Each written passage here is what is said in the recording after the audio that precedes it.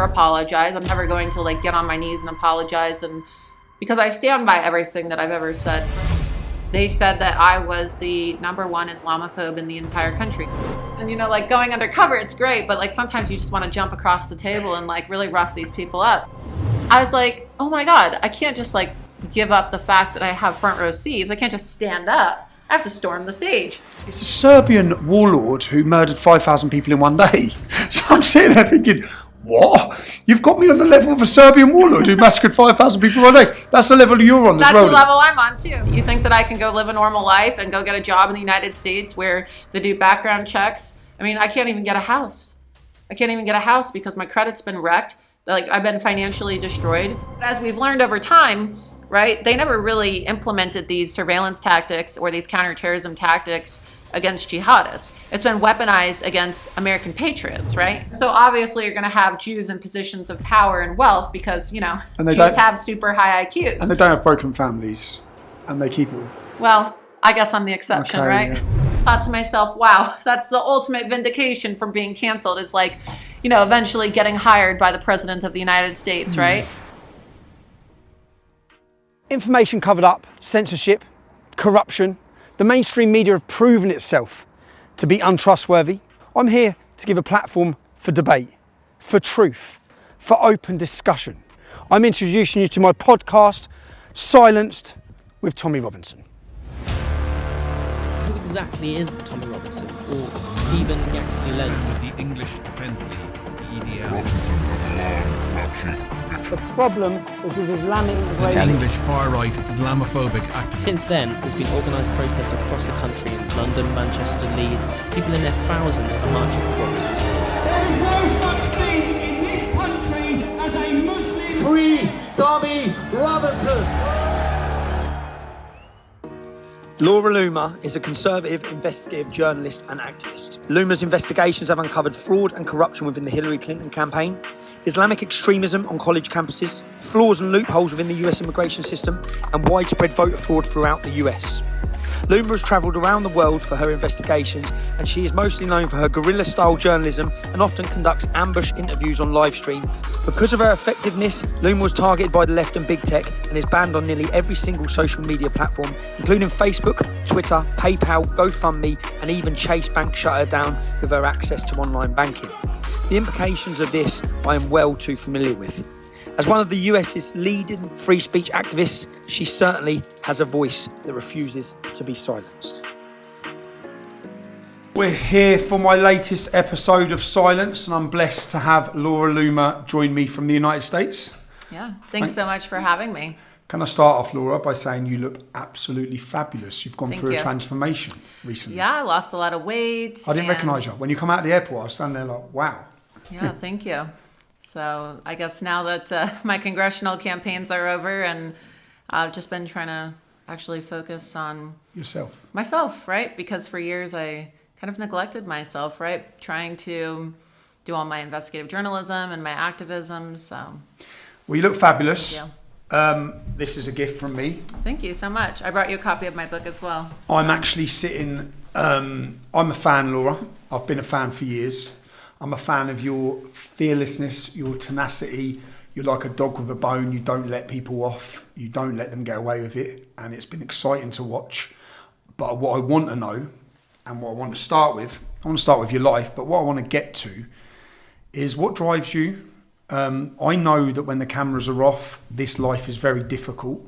So when I even put your date of birth in, I realised that you're 30. You seem like you've been around forever, right, in these politics. So you must have started young. But let's go back. I want to start at the beginning of Laura Loomer's life. I think we spoke about it last night, went out for dinner. But your upbringing. Yeah, so a lot of people always think when they see my age, they're like, wow, I thought you were much older. Not because I look older, but just like you said, I've been doing this for a long time, right? For almost 12 years. And I got started fairly young. And when I was 18 years old, when I was in college, I was the president of the College Republicans when I went to college in Miami, Florida. And I kind of used politics as an escape, right? I grew up in a pretty dysfunctional household, as I wrote about in my book, and I'm originally from Tucson, Arizona, and My father is from New York. My mother's from England, and I have two brothers. And growing up, I had a brother who is schizophrenic, and it created a very difficult family situation, right? Lots of violence in my house. As a child, I recall the police were at my house multiple times every single week. And so it just got to a point where it was just such a physically violent household that I had to be sent to boarding school. And my other brother, my second brother, was also sent to boarding school. He went off at age 7, and I went off at age 12. And my brother, who is schizophrenic, was able to stay at home and receive more attentive attention, right, from my father, who ended up having custody of us. So it was pretty difficult. It was pretty difficult upbringing, but from a very young age, right, I got shipped off to boarding school. So when you're 12 years old and you get shipped off, you're pretty much an adult, right? You have to go live on your own, do your own laundry, and live life as an adult. When you say the police were called to your house multiple times a week, yeah, for violence, who was committing the violence? My brother, right? Your brother, the schizophrenic brother. Yeah. So when you have a lot of people, don't understand mental illness, and a lot of people who have these conditions, they become, very violent, and they have enormous physical strength. And he was violent to you. Yeah, physically violent towards me. And what level of violence? Well, it's my parents were separated, even though they didn't officially divorce until I was 12. They were living in separate homes, right? And so my father would be at work, and then, my mom would be home. And at home with my brother, he would just have outbursts. And I remember one time, they had, it's called CPS, Child Protective Services, came to my school as a child because my brother and I would show up to school covered in bruises at times because my brother was just so physically violent, and he would beat the crap out of us. So when you show up to school with your body covered in bruises, they have to report it. Your teachers have to report it. And what do they first think? They think your parents are abusing you. And it's not that my parents were physically abusing me. It's that I had a very abusive brother. And so I remember one time I was in the kitchen, and he was having one of his outbursts, and he actually put a knife to my throat and threatened to stab me in the throat. So that's the kind of violence, right? I write about it in my book, and people often say, wow, you're so courageous, you're so brave, like, where does it come from? And for me, right, jumping into contentious or volatile political situations doesn't necessarily stress me out or seem very scary or nerve-wracking compared to, being 12 years old and having a butcher knife put against your throat. And so at 12 years old, your parents faced the decision of having you and your brother taken into care. My other brother, my second brother. Who are innocent, or shipping you off to boarding school. Mm-hmm. And you were shipped off. My daughter's 12. You met my daughter last night. I can't imagine how she'd cope being sent away from her family at the age of 12. So how was that? At 12, when you say boarding school, you had to live at the school? Yeah. Full time? Yeah, full time.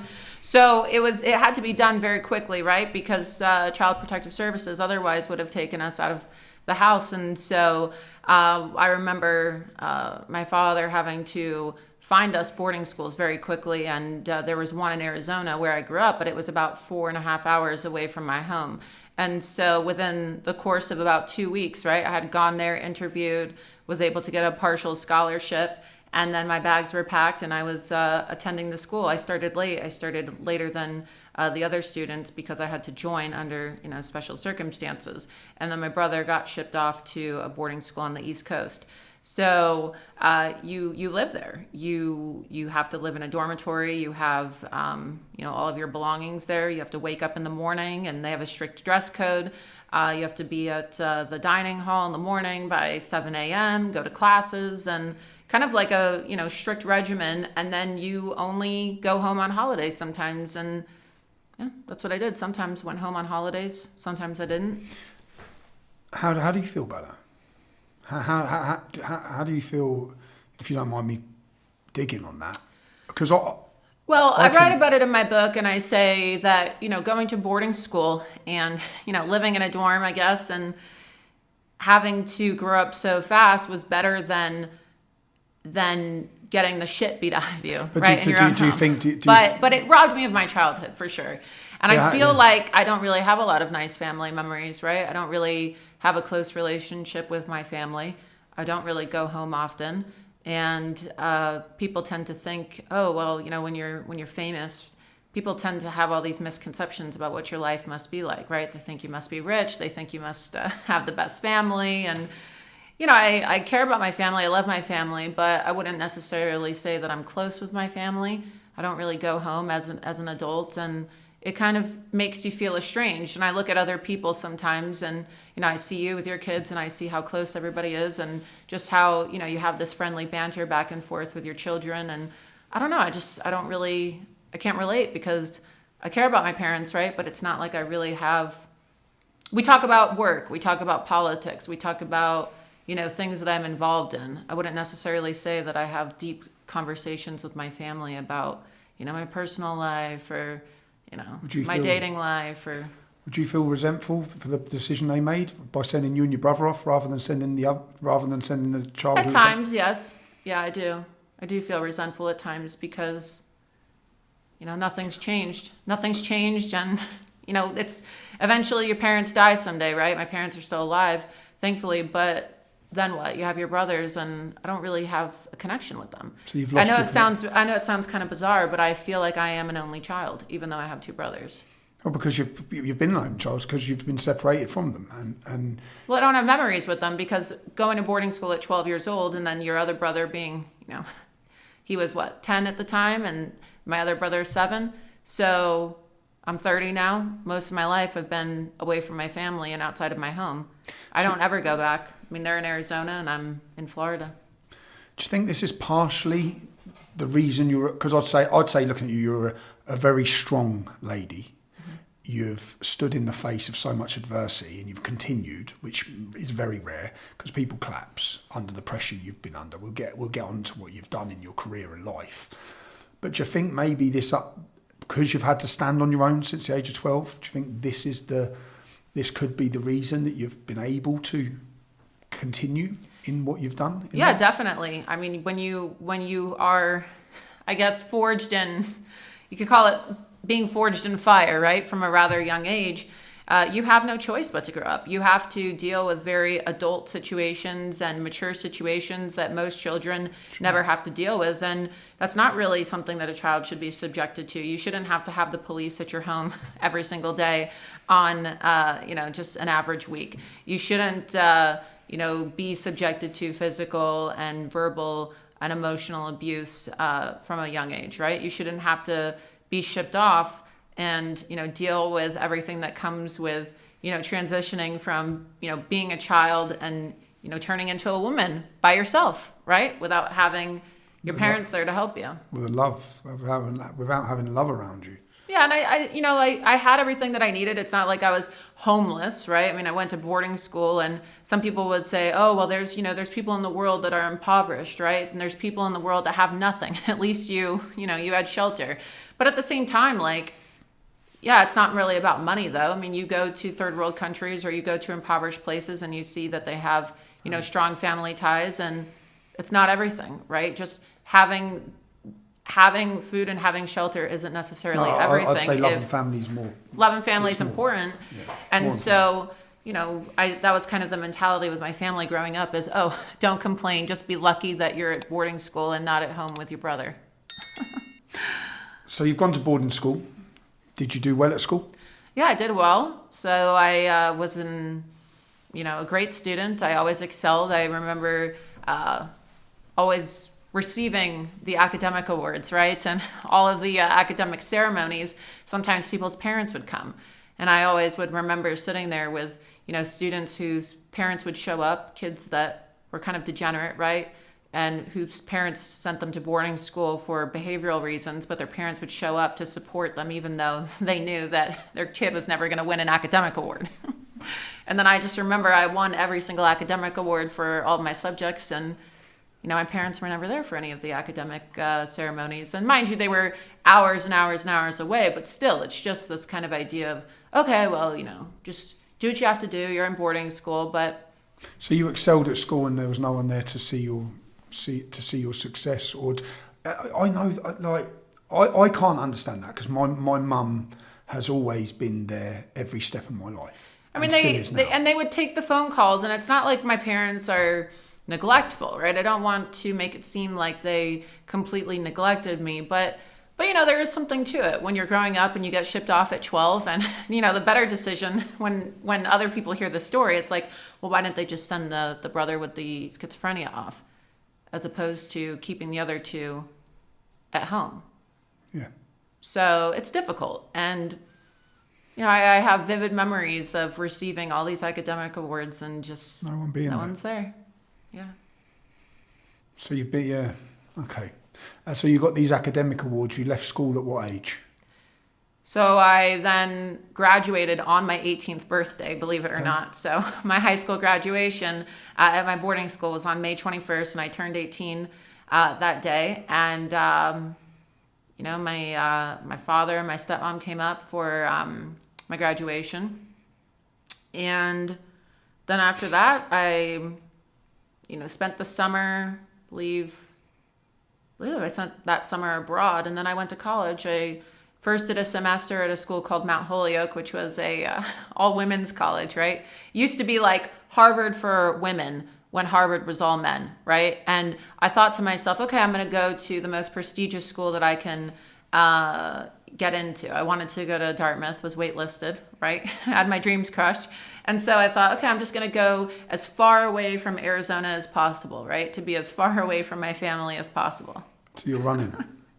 Yeah. And so I went to Massachusetts, and I hated it. I mean, just going to this, you know, women's college surrounded by all these militant feminists who just hated everything that I stood for as a conservative. So I transferred after one semester. I just couldn't take it anymore.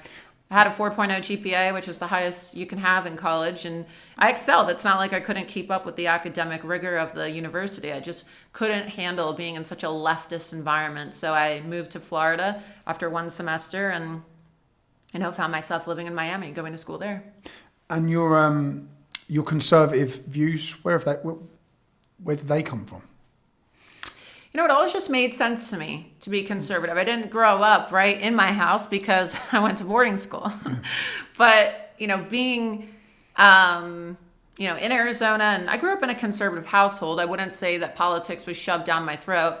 But my first very vivid political memory, as I write about in my book, and what really shaped my formative political views as a child, and then as a teenager, and then eventually as a young adult, was 9/11, right? I was 8 years old when 9/11 happened, and I, you know, remember watching it like it was yesterday. I think everybody remembers where they were when 9/11 happened, and really was a child who was a byproduct of the war on terror.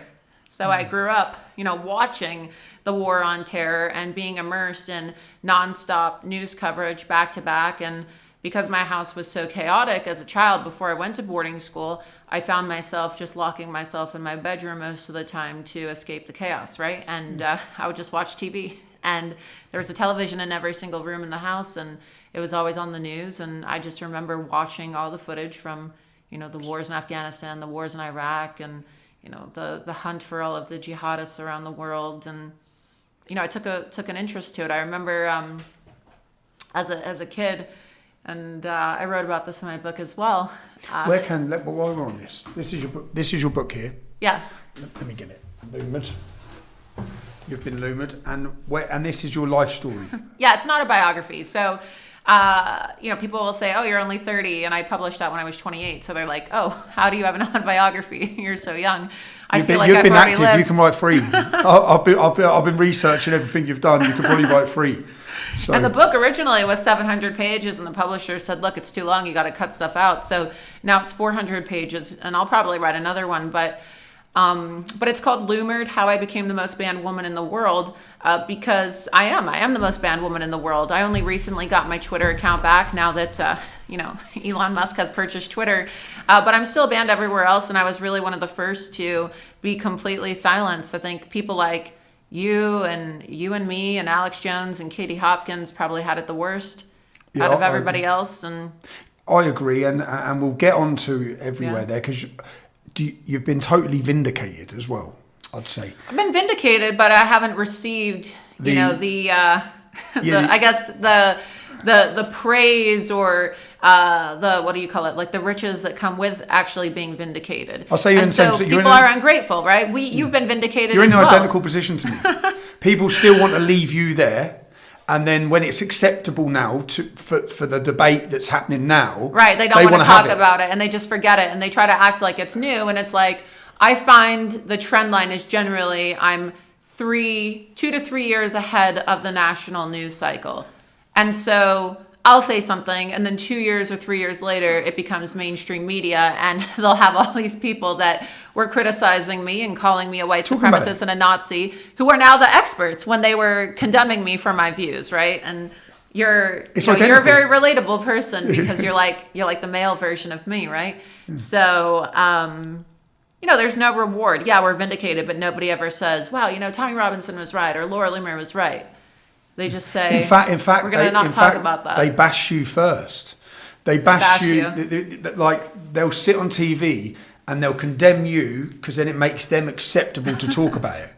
It makes them acceptable, or they just say, they can't counter what you say, so they just say, oh, they're crazy, or they're a criminal, or, oh, Laura, she's a crazy conspiracy theorist, or she's been arrested, she's a criminal. Like they say about you, you're crazy, they call you Islamophobe. I mean, they call us the same thing, and they say anti-Muslim conspiracy theorists, and there's just so much more to what I've done in my life. I mean, they act like I've only dedicated my entire career to, anti-Islam or anti-jihadist counter-terror activism. Can we go back? And it's not the case. Can we go back then to the start of your career? Yeah.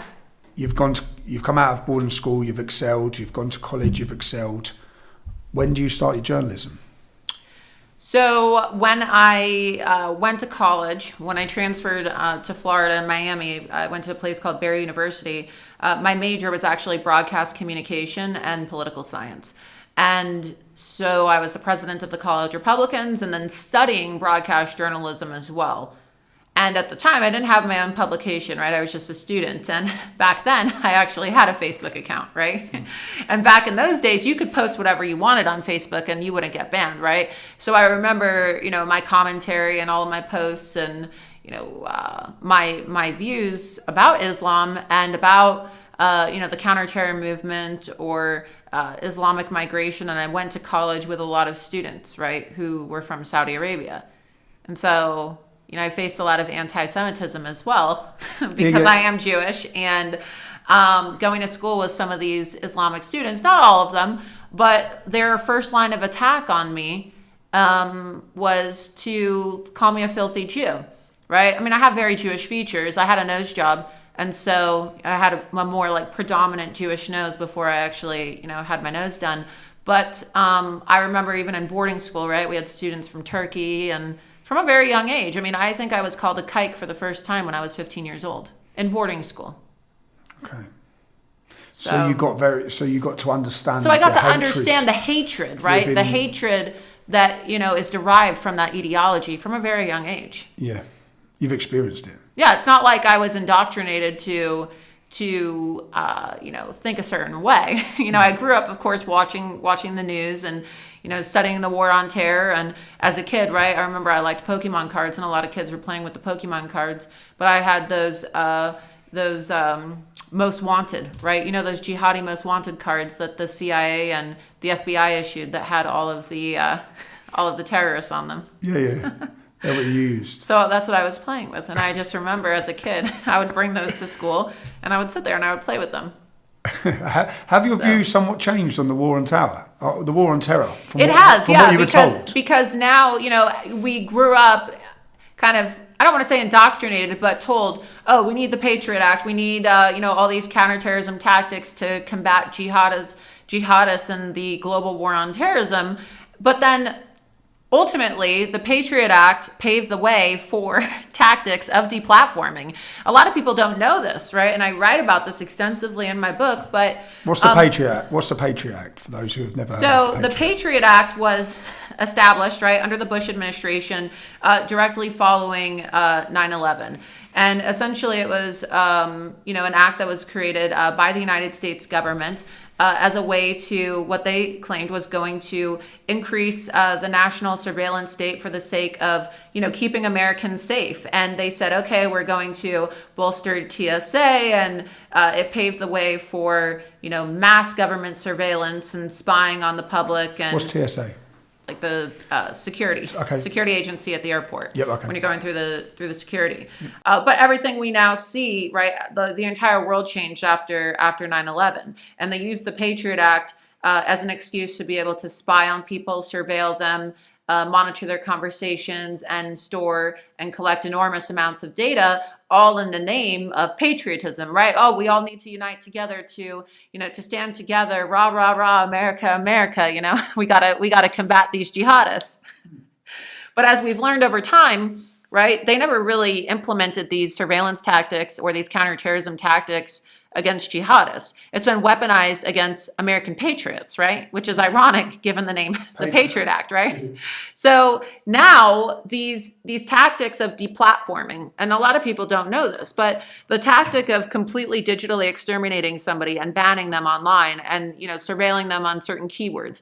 Like, you probably have been banned, or people who support you have been banned for actually typing the word Tommy Robinson. Yep, Facebook. Just like with me, with Facebook, when they labeled me a dangerous individual, along with Gavin McGinnis, who you had on your show, and others as well. Literally, people would be banned for just typing the word Laura Loomer. And they'd go back through history. They labeled me as a designated terrorist when they banned me. And so when ISIS and Al Qaeda and Hamas, Hezbollah, all these different groups were trying to, and the Taliban, of course, trying to recruit members to join their cause, they were using social media, and that's how they were able to get so many young people and have this global movement of young, what do they call them, lone wolves, right? Who would just be sitting at home, or they'd be able to convert an American college student who would then, take a plane ride over to Syria and take arms and join ISIS. The United States government and the FBI and the CIA developed the tactic of deplatforming for the sake of digitally exterminating jihadist networks online so that they weren't able to recruit and spread propaganda. But now, right, what has that been used to do? It's actually been used to target us. So when we try to say, oh, I feel like I'm being treated like a terrorist, no, we really are being treated like terrorists, because the entire concept of deplatforming and this unholy alliance between the big tech social media companies and the intelligence agencies, like we've seen in the United States, and I'm sure it's probably very similar in the UK, right, where you have big tech officials working with intelligence officials, like we saw in the 2020 election, the FBI having meetings on a weekly basis with Facebook and Twitter. They work with these officials to target people that they view as enemies of the state. Enemies of the state. Problematic for the state. Problematic, right? Political dissidents, people who are a problem to the current regime in charge, or people that question the status quo. And so that's where it comes from. And a lot of people don't know that, and they think, oh, it's just because your views are controversial. But now we've seen, and I've talked about this in my lawsuit, right, that I've filed against the big tech companies. You actually have such a twisted situation where deplatforming was created to counter terrorists, right? Counterterrorism movement. But now you have the Taliban having access to Twitter, where people like you and I are not allowed to have social media. I'm now back on, but there was a whistleblower that came out, as is outlined in my lawsuit, that Facebook was actually auto-generating pages for ISIS and Al Qaeda. What do you mean? So they were actually auto-generating, like using bots and their algorithms to auto-generate and populate content for terrorist organizations online. Wow. Why would they be doing that? Well, because I do believe that that's the content that they want to promote. They want to promote that. And look, a lot of people don't know this as well, and this is one of the things I got banned for exposing, but there's a lot of Islamic influence in tech. Right, prior to the whole shakeup of Twitter, and Elon Musk now owns it, and so prior to that, right, you had all these shareholders, and Prince Al-Walid bin Talal, who has been accused of financing terrorism on a global scale in Saudi Arabia, was the second largest shareholder. 40% he owned, did he? I'm not sure of the exact number, but he was the second largest shareholder at a time. And, you know, if you look at American media as well, at one point in time, Fox News, which people like to say is our conservative media network, right? It was owned by Saudis. Yeah. They have a very large share in it. So how do you expect big tech to be countering Islamic terrorism, right? How do you expect the media to be countering jihad or, you know, promoting, you know, proper immigration policy to keep Americans safe or to keep people safe and to bolster national security when they're completely bought and owned by the people that the United States government said they created the Patriot Act to combat in the first place? It's insanity. You know, even when I was removed off Twitter in 2017, I was removed for stating that 90% of convictions for grooming gangs, which is groups of Muslim men who rape children, are Muslim. And that's what I said. Yeah. And I said 30% were called Mohammed. They're facts. And it's the number one name in the UK now. Mohammed, yeah. Mohammed. Yeah. And not just the UK, many European countries now. But in the UK. Even Ireland now, in Galway. In Ireland, the number one name is Mohammed.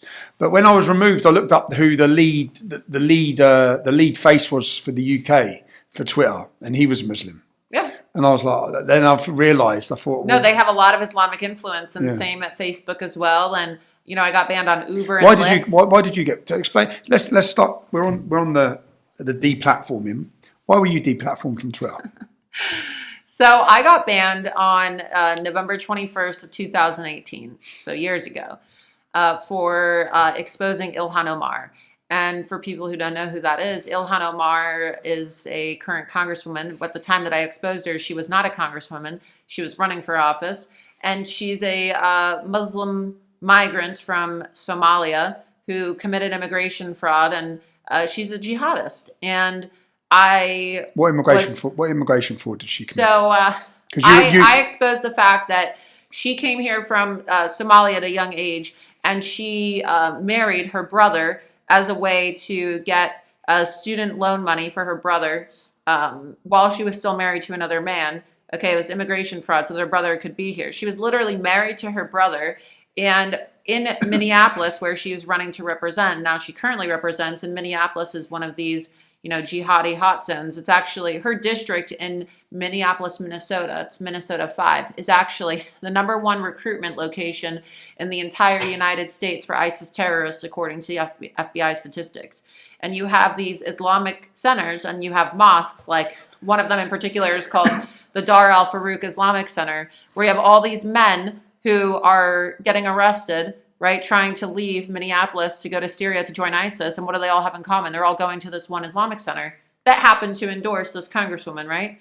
And then it's the first state in the country to have an Islamic attorney general, Keith Ellison, who was the first Muslim member of Congress. And so prior to... And they were sworn in on the Quran, right? They did, yes. And, you know, when I was doing my activism, you know, I've done a lot. I used to work for Project Veritas, but when I was independent and at this time when I was banned, my focus, a lot of it, was on combating anti-Semitism and also exposing the Islamification of U.S. politics, right? So that's why a lot of people will say, oh, she's an anti-Muslim activist, even though I've done so much more throughout my career. Because when I exposed Ilhan Omar for marrying her brother, people said, oh, that's crazy. How you wouldn't be able to run for office if you married your brother. Years later, everyone accepts it. They called me an anti-Muslim conspiracy theorist. And then 2 years later, Tucker Carlson is saying it on TV. She married a brother, and Donald Trump is at his rallies talking about how she married a brother. So it's mainstream, but I got completely deplatformed everywhere. And the tweet that I posted where I said that she, married a brother, the tweet that ultimately got me completely banned everywhere was a tweet in which I said Ilhan Omar, after she got elected, I was talking about what a travesty it was, and I said that she was pro-Sharia and anti-Jewish. And I said that under Sharia, women are oppressed and homosexuals are killed. All factual.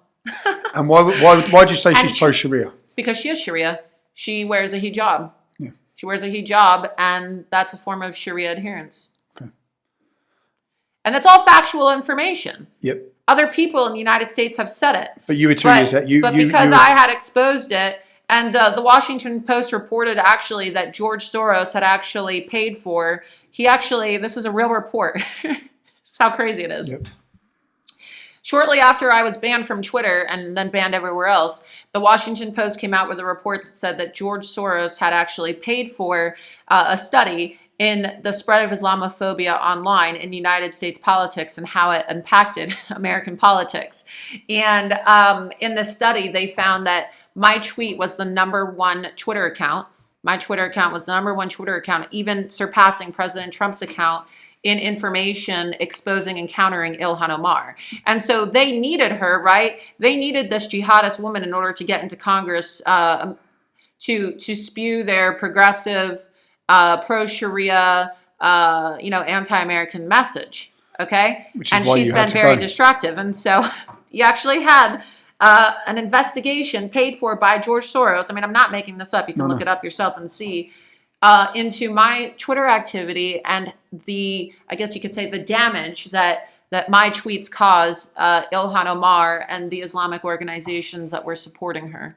And then there was pressure put on Twitter, and that's why they removed you. Yeah, there was Outside there were pressure? meetings. There were meetings with Islamist organizations that contacted Twitter, and just like they did to you, right? You have Islamic organizations that call themselves advocacy groups, and they put pressure on Twitter. Exactly. And they are most of them are NGO organisations that are funded. Yeah, multiple Islamic organizations throughout the country, and really the entire world. Because when I was on Twitter, there was a point in time when my tweets were banned in France. Right, you couldn't access my tweets if you lived in Germany. And these are tweets that nothing's criminal, nothing's No. inciting hatred.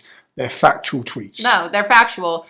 But you had influences from around the world, but specifically Islamic organizations, many of which have ties, right, on an international level to Yeah, they all do. terrorist organizations, right? I mean, there were national, like local in the United States, but also international Islamic media figures and organizations that publicly took a stance calling for me to be completely deplatformed.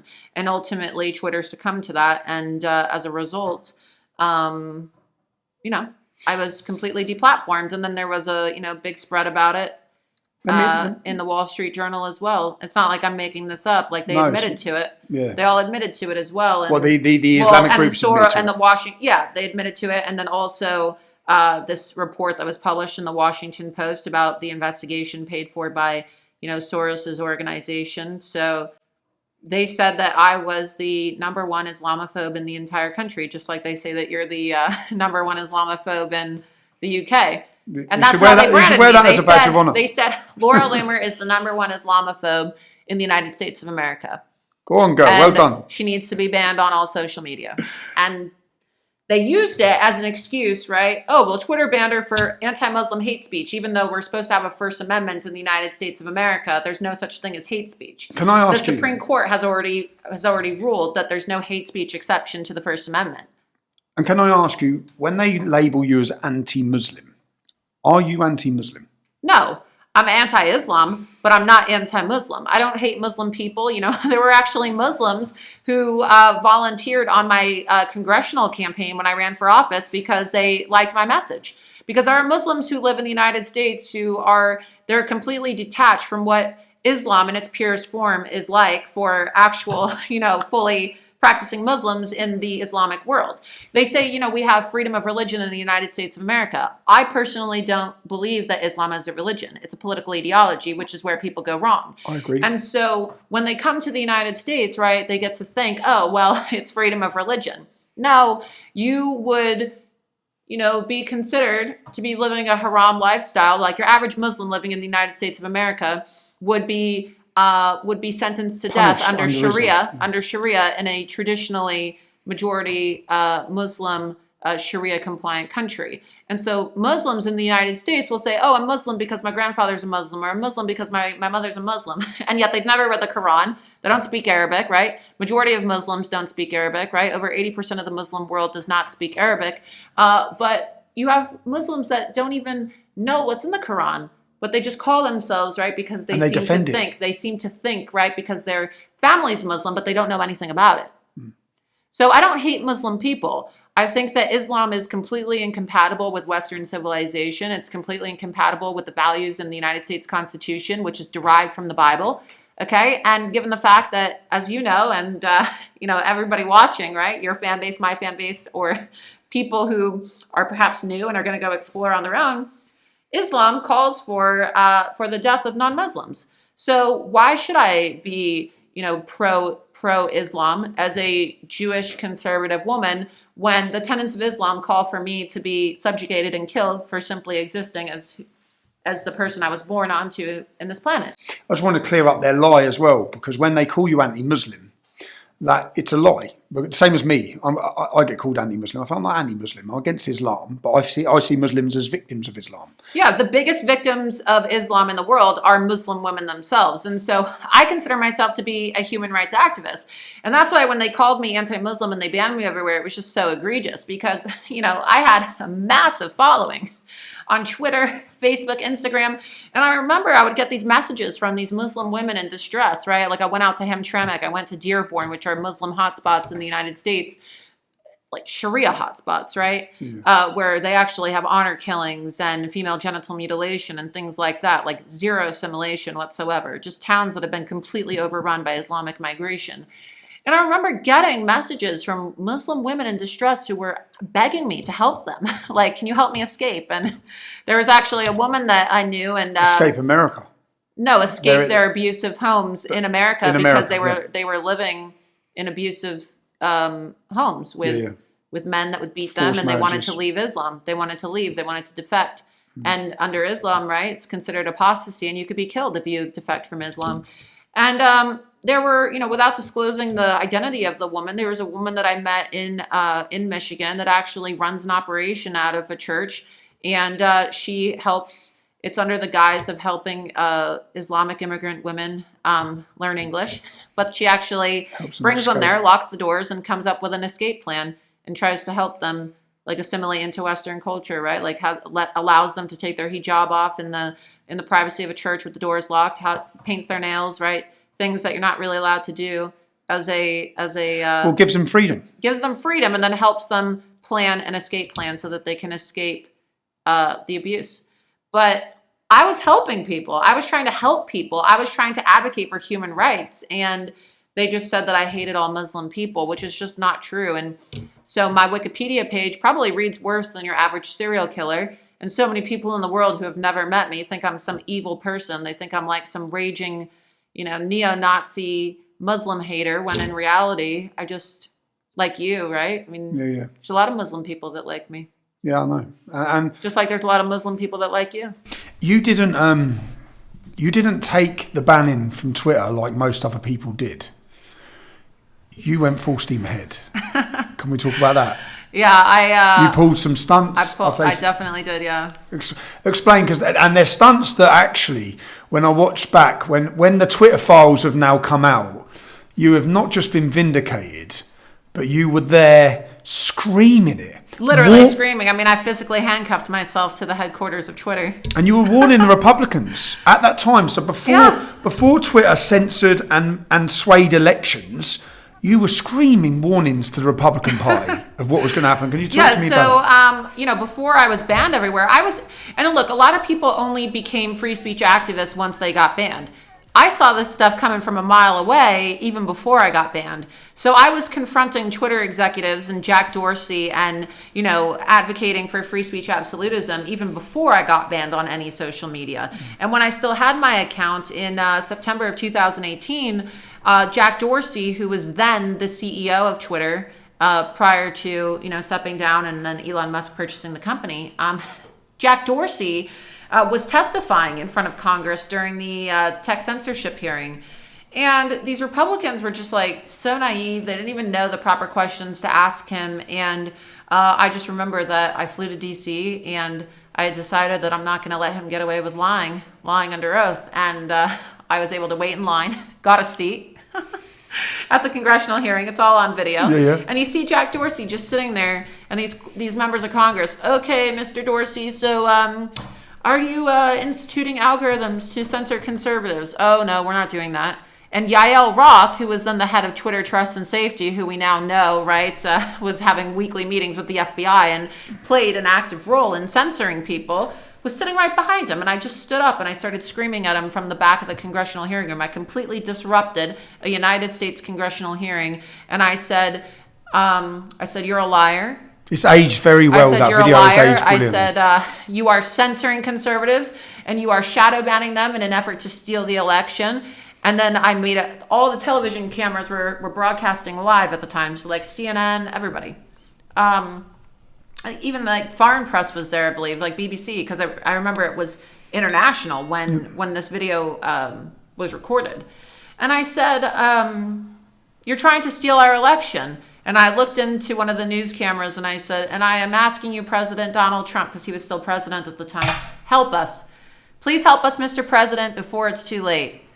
Because Jack Dorsey is trying to influence the election, to sway the election so that the Democrats can steal the election. That is why he is shadow banning and censoring conservatives online. This was 2000. Word for word, that's what I said. Yeah. And they just mocked me. And the Republicans were controlling the hearing at the time, and they asked for me to be escorted out by police. And they decide, one of them, this congressman from Missouri named Billy Long, who's no longer in office, he started auctioning me off because he was an auctioneer prior to being in Congress. So you know the auction voice. I can't even do it because of my voice. I can't talk that fast. Like, yeah, da, da, da, da, da, da, right? Like that fast. Like just trying to make an entire mockery of it. And he thought that he was being so clever and cute by auctioning me off, but he wasn't auctioning me off. What he was doing is he was paving the way for the president of the United States to eventually be deplatformed, for our elections to be censored, and he was auctioning off free speech in front of the big tech tyrants, or the big tech mafia, as I like to call them. Which is why sitting here now, when I watched that word for word, what you said in 2018, and you pleaded with Donald Trump, and word for word, exactly what you said has been totally proven since Elon Musk took hold of Twitter and we got to see the Twitter files. And exactly, and it's my pinned tweet. So it's not conspiracy theory. No, and it's my pinned tweet. I will never delete that tweet. I will never remove it from my pinned tweet because it's just so prophetic. And so how do you feel about that? Because you haven't had, once again, you haven't had, I'd say, the gratification, you haven't had the award, you haven't had people sit back and realise that you were way ahead of the game. It pisses me off. I can imagine. I mean, I'm fucking enraged, honestly. Okay. And nothing enrages me more than watching that video clip and knowing how my life was completely destroyed. And that's not an exaggeration, right? People will say, oh, come on, get over yourself. Like, your life's not that bad. You're in Spain right now. How bad could your life be? No, they have no idea. It's not about, having shelter and having food and being able to take care of yourself. Like, literally, your merit is completely robbed from you. There's nothing worse on this planet. You can lose money, you can make money again, right? Money comes and goes. There's people that have, made millions, lost everything, made it all back. There's people that are, rag to riches stories. They grew up poor, they make millions of dollars. But when your opportunity is stolen from you, where you can work hard, they say that you work hard and you can have anything you want in life as long as you put your mind to it and you persevere and you work hard. Not when you're deplatformed. Your opportunity is taken from you. And I think that along with the human rights violation, like the worst thing you can do to somebody, another human being, is take away their voice. It's not just a free speech issue, it's a human rights issue. The worst thing that you could do to another individual is rob them of their potential. I will never know what I could have done throughout my 20s because my potential was stolen from me. I will never know what I could be today, right, if I had not been banned on all social media and I had not had my account shut down because my potential was robbed from me. And I'm very resentful. And people will say, you're bitter, you need to get over it. It's not healthy to, hold on to all of that resentment and, to have a grudge and to be so bitter about it. But when your life is, there's not many people on this planet who can relate to what that feeling is like. You can, right? Gavin can, Alex Jones can. Not many people understand what it's like to completely be digitally exterminated and to be non-existent while physically existing on this planet.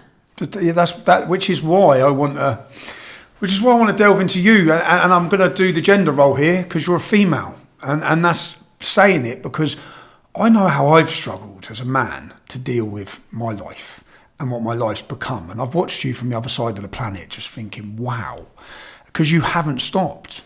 And when you say what your life could have been or how big you could have been, you have still rose to that place, not without the reward, but in the people's eyes. I think people have still seen your fight, your resistance, that you haven't give up, your courage.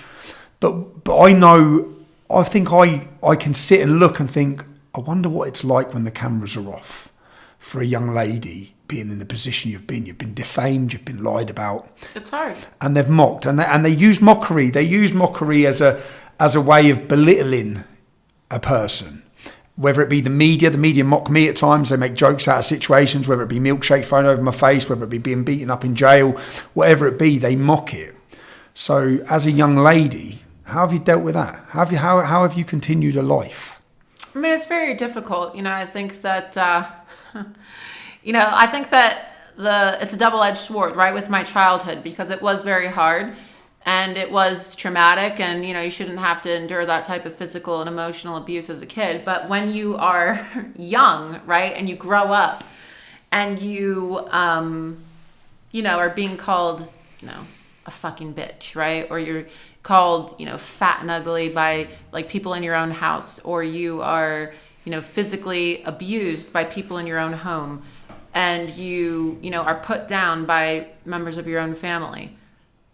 I know it's going to sound really deranged to say this, but it almost like makes it so that you're immune to that type of, and it's not that I'm immune, because it does bother me sometimes, but like, because you must read off your awful mind, things said about yourself. Yeah, awful things. But there's something about, like, I don't know if you've ever been subjected to like verbal, emotional, or physical abuse before, at any point in your life, aside from, of course, being attacked in jail.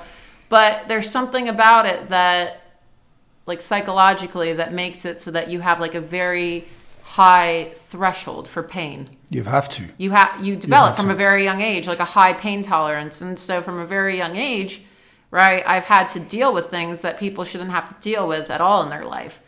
And so maybe I'm a little warped in some senses, but I have a very high threshold for the level of, I guess you could say, like psychological abuse or emotional abuse or even physical pain that I can tolerate. But at times, has it ever overwhelmed you? It takes a toll. No, I mean, there are times I wanted to kill myself. I mean, it's not like I'm totally immune to it, right? But I think that, honestly, if I hadn't had the childhood that I had, I probably would have killed myself by now. And when you say I probably would have, and I've had conversations with Katie Hopkins about this as well, because it just becomes unbearable at times. I mean, there are times when you're just, what do? Your bank account's shut down. You can't make money. You can't have a career. Everybody's, calling you things that you're not. And there was a point in time where I just didn't see any hope left. And I honestly thought, I'm just going to kill myself. And I talk about that in my book. But did you have anyone to turn to at that time? Do you have a strong group around you? Do you feel like you've been alone? No, I feel alone. I mean, I still do feel alone. I have some people in my life who are, there for me, but I am alone most of the time. I live by myself. I have my dogs, and if I didn't have my dogs, probably go crazy. But I live alone, and I have my dogs. I don't go back, and I don't see my family. Technically speaking, right, that would make it so that I'm not alone in the traditional sense, like the actual definition of the word alone. But no, it's a lonely lifestyle, and it's hard. It's because of this life, it's hard to have friendships. It's hard to have personal relationships. I mean, imagine trying to date in your early 20s, right? When people online read your Wikipedia page and that's their first impression of you. I've never been able to really have a first impression with most people in my life because people just read things about me, right? So it's very difficult. I don't know if I'll really ever have a normal life or maybe even a family of my own someday, just given the way that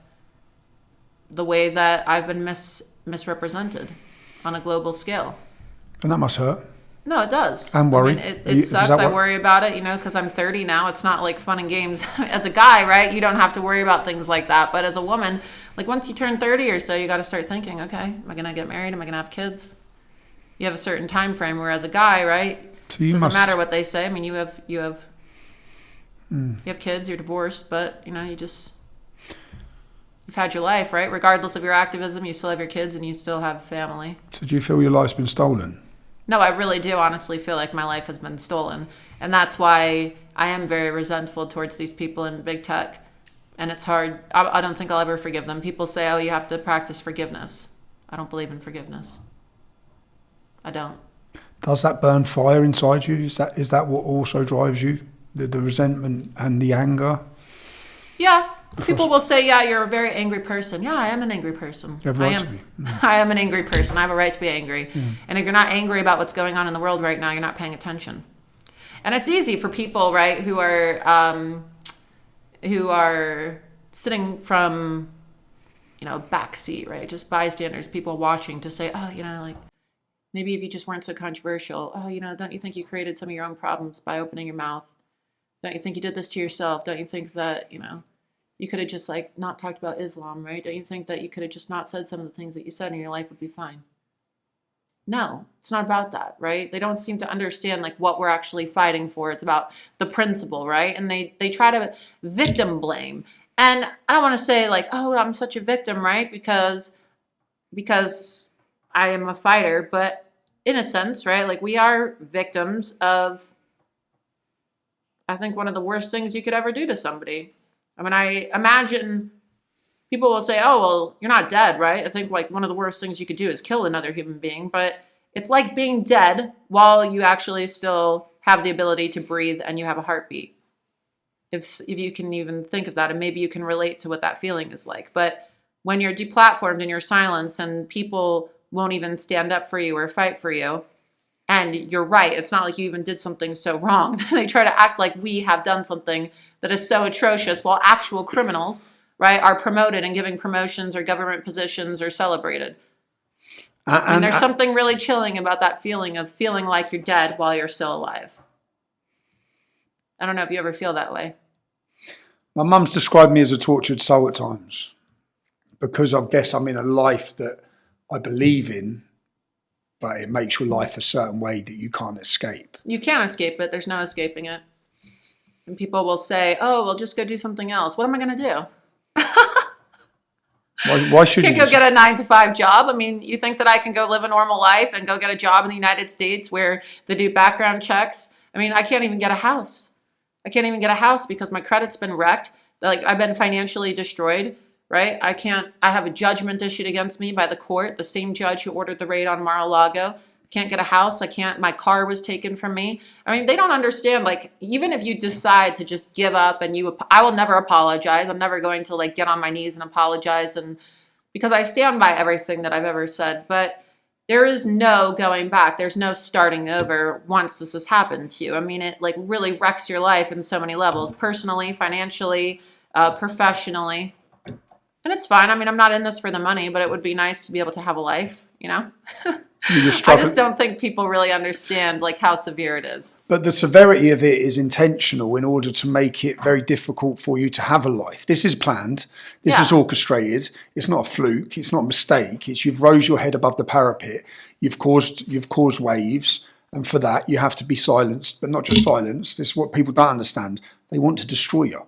No, they want to destroy us. They want to break you. You and I were talking about this as well because we both have faced, judgments and whatnot and pretty much been brought to the verge of bankruptcy, right? Yeah. Similar systems in the UK than the US, but, pretty much identical situations here, same reasons.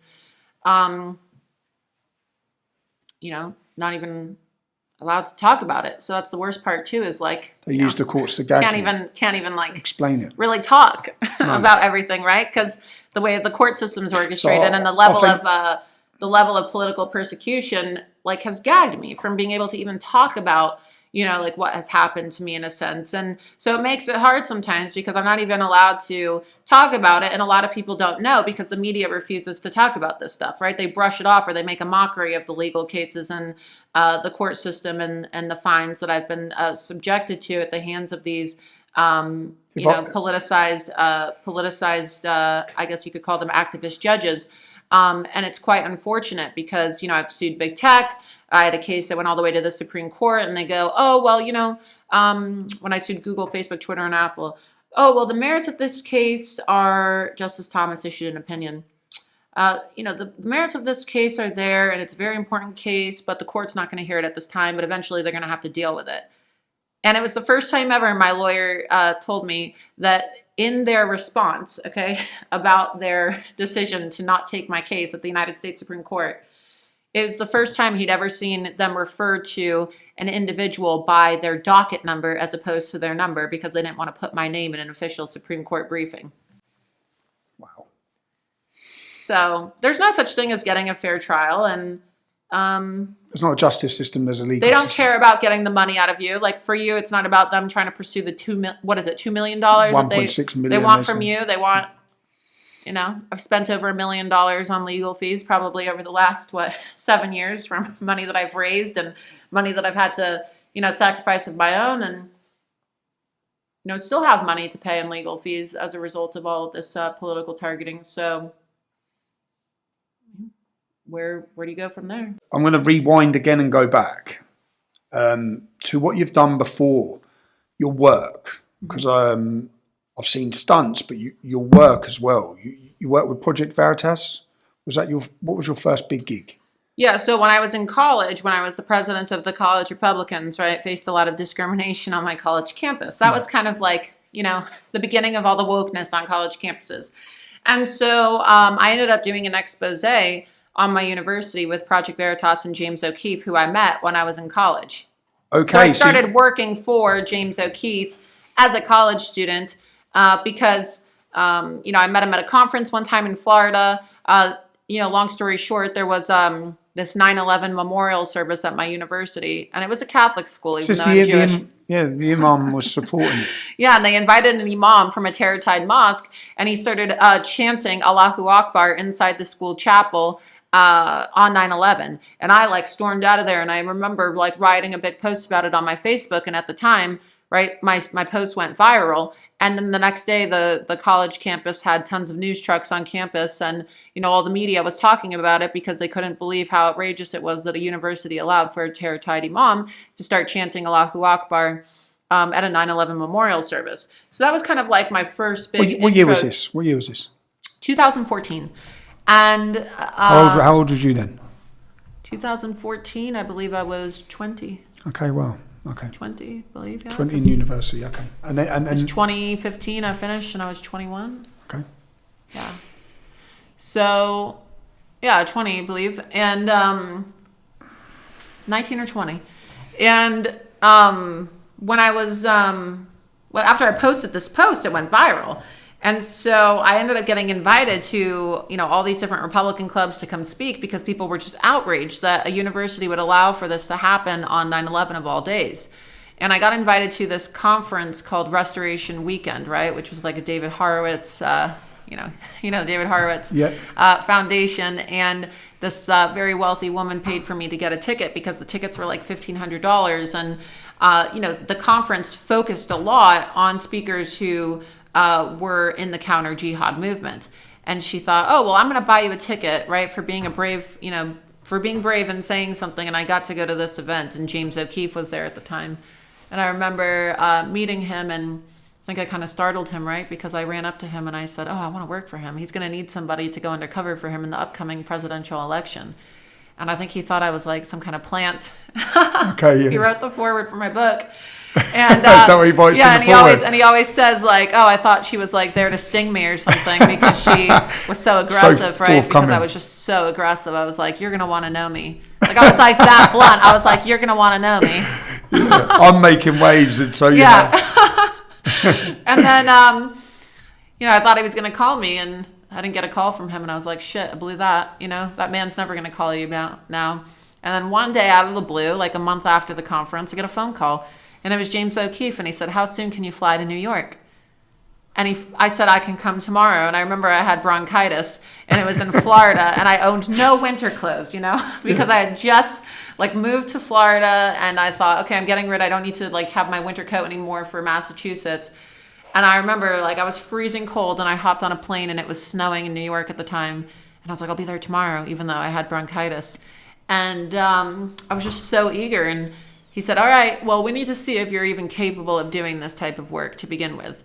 So now things have really changed with Veritas because they're now a multi-million-dollar organization. Back then it was nothing, right? Yeah. It was just a tiny little office with, a few people.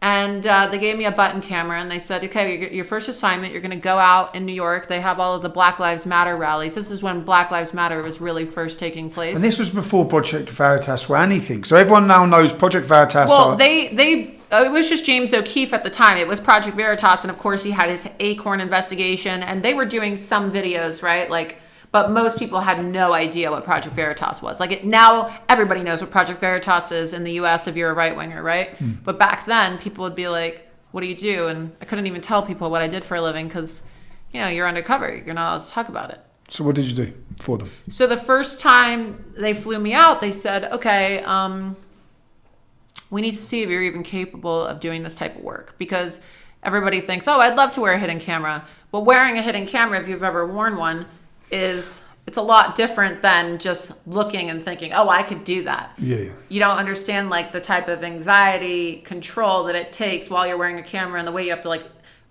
position your body. You're always and worrying, did it work? Did it it get work? them? Exactly. Did I get the And angle? like kind of like the mental state that you have to be in to do undercover work long term as well. And so he goes, "We need you to get the Black Lives Matter rallies on camera and see if they're inciting violence against cops." Because at that time, now everybody knows that Black Lives Matter incites violence against the police. But at that time, they were trying to say, "Oh no, we're not trying to advocate for violence against the cops." So the assignment was to go undercover and try to catch the officials on camera, calling for the killing of cops or calling for the violence against police officers. And I remember like having to march outside in the snow with these people for like 8 hours. My hands were freezing cold. And I'm like, "Oh my God, this is just like so brutal." And at the time, there was this, I don't know if you guys, you're familiar with this case, but this guy named Eric Garner. And he was this, heavyset black man who was kind of tackled to the ground by police officers in New York. And he ended up dying because he was so overweight, right? And he ended up not being able to breathe when the police tackled him to the ground. He was selling loose cigarettes. And they said, "Oh, it's police brutality. They killed him. And so his family was like organizing this rally. And I remember I like hopped in the car with these like random Black Lives Matter people who said, "Oh, do you want to go with us to the next location?" Totally reckless things, right? Like I had blonde hair at the time too. So just imagine like 21-year-old blonde, tiny little white girl gets in a car with these Black Lives Matter activists and drives wearing hidden cameras to, the bottom of a bridge in New York City with random people. And I'm listening to their conversations, and then I quickly realized who I'm in the car with. And it was Erica Garner, who was the daughter of the man who died. And I caught her on camera saying that Al Sharpton, who's like this big race baiter in the United States, one of the leaders of, all these Black Lives Matter movements, that he was just all about the money. And that was like this whole, not a conspiracy theory, but the whole right-wing narrative was, "Oh, well, he's just in this to make money off of these black families and incite violence against white people, and he's a race baiter." But they never had anybody who was black who was actually involved saying it on camera. And I caught it on camera. From the daughter. Yeah. So I remember I flew back to Miami, and several weeks later, when they released the footage, it was the front page story on the cover of the New York Post. And then CNN was talking about it, and they had all these panels on the mainstream media. And I just remember walking to class thinking, "Oh my God, nobody knows that I'm the person that is like on the front cover." Yes. So they realized, wow, this is crazy. Her first trial video ended up being a massive front page story. And at the time, I had also been working for the Fox News affiliate in Miami. So I was going to school full time during the day from like 7 to 3. And then from 4 to midnight, I was working at the news station. And Project Veritas, they offered to pay me to quit my job at Fox in Miami. So I quit my job to go work for them and did an expose on my university. And I thought, if I'm going to be threatened with expulsion for starting my Republican club and being outspoken against my university's fixation with jihadists who they welcome to campus, then I'm going to expose them. So I told James. Okay. I said, this is what got me kicked out of college. I said, "James, it's really crazy." I said, they allow for all these students to say things in my political science class, like the United States deserved 9/11. And I'm sitting here and I'm being shut down for being a college Republican. And he goes, "Well, just what are you going to do about it?" And I said, "Well, I want to expose them." And I was new at the time, right? So I said, "I'm going to come up with a script." Because that's what we did with these videos. We implemented scripts. Oh, I know it's coming now because I've read it. And I told James my idea. I said, James, I have this idea. If they're not going to let me have my Republican club and they're going to allow for all these radical Muslim students on campus to promote their ideas, then I'm going to tell them that I want to create my own club, and I'm going to call it the ISIS Club, the Sympathetic Students in Support of the Islamic State of Iraq and Syria. And I'm going to ask the student government if they can sign off on my official club and if I can get official student government funding. And he said, that's crazy, Laura. He goes, have at it, but that's not going to work. Like, no one's going to fall for that. And I said, watch me. Good.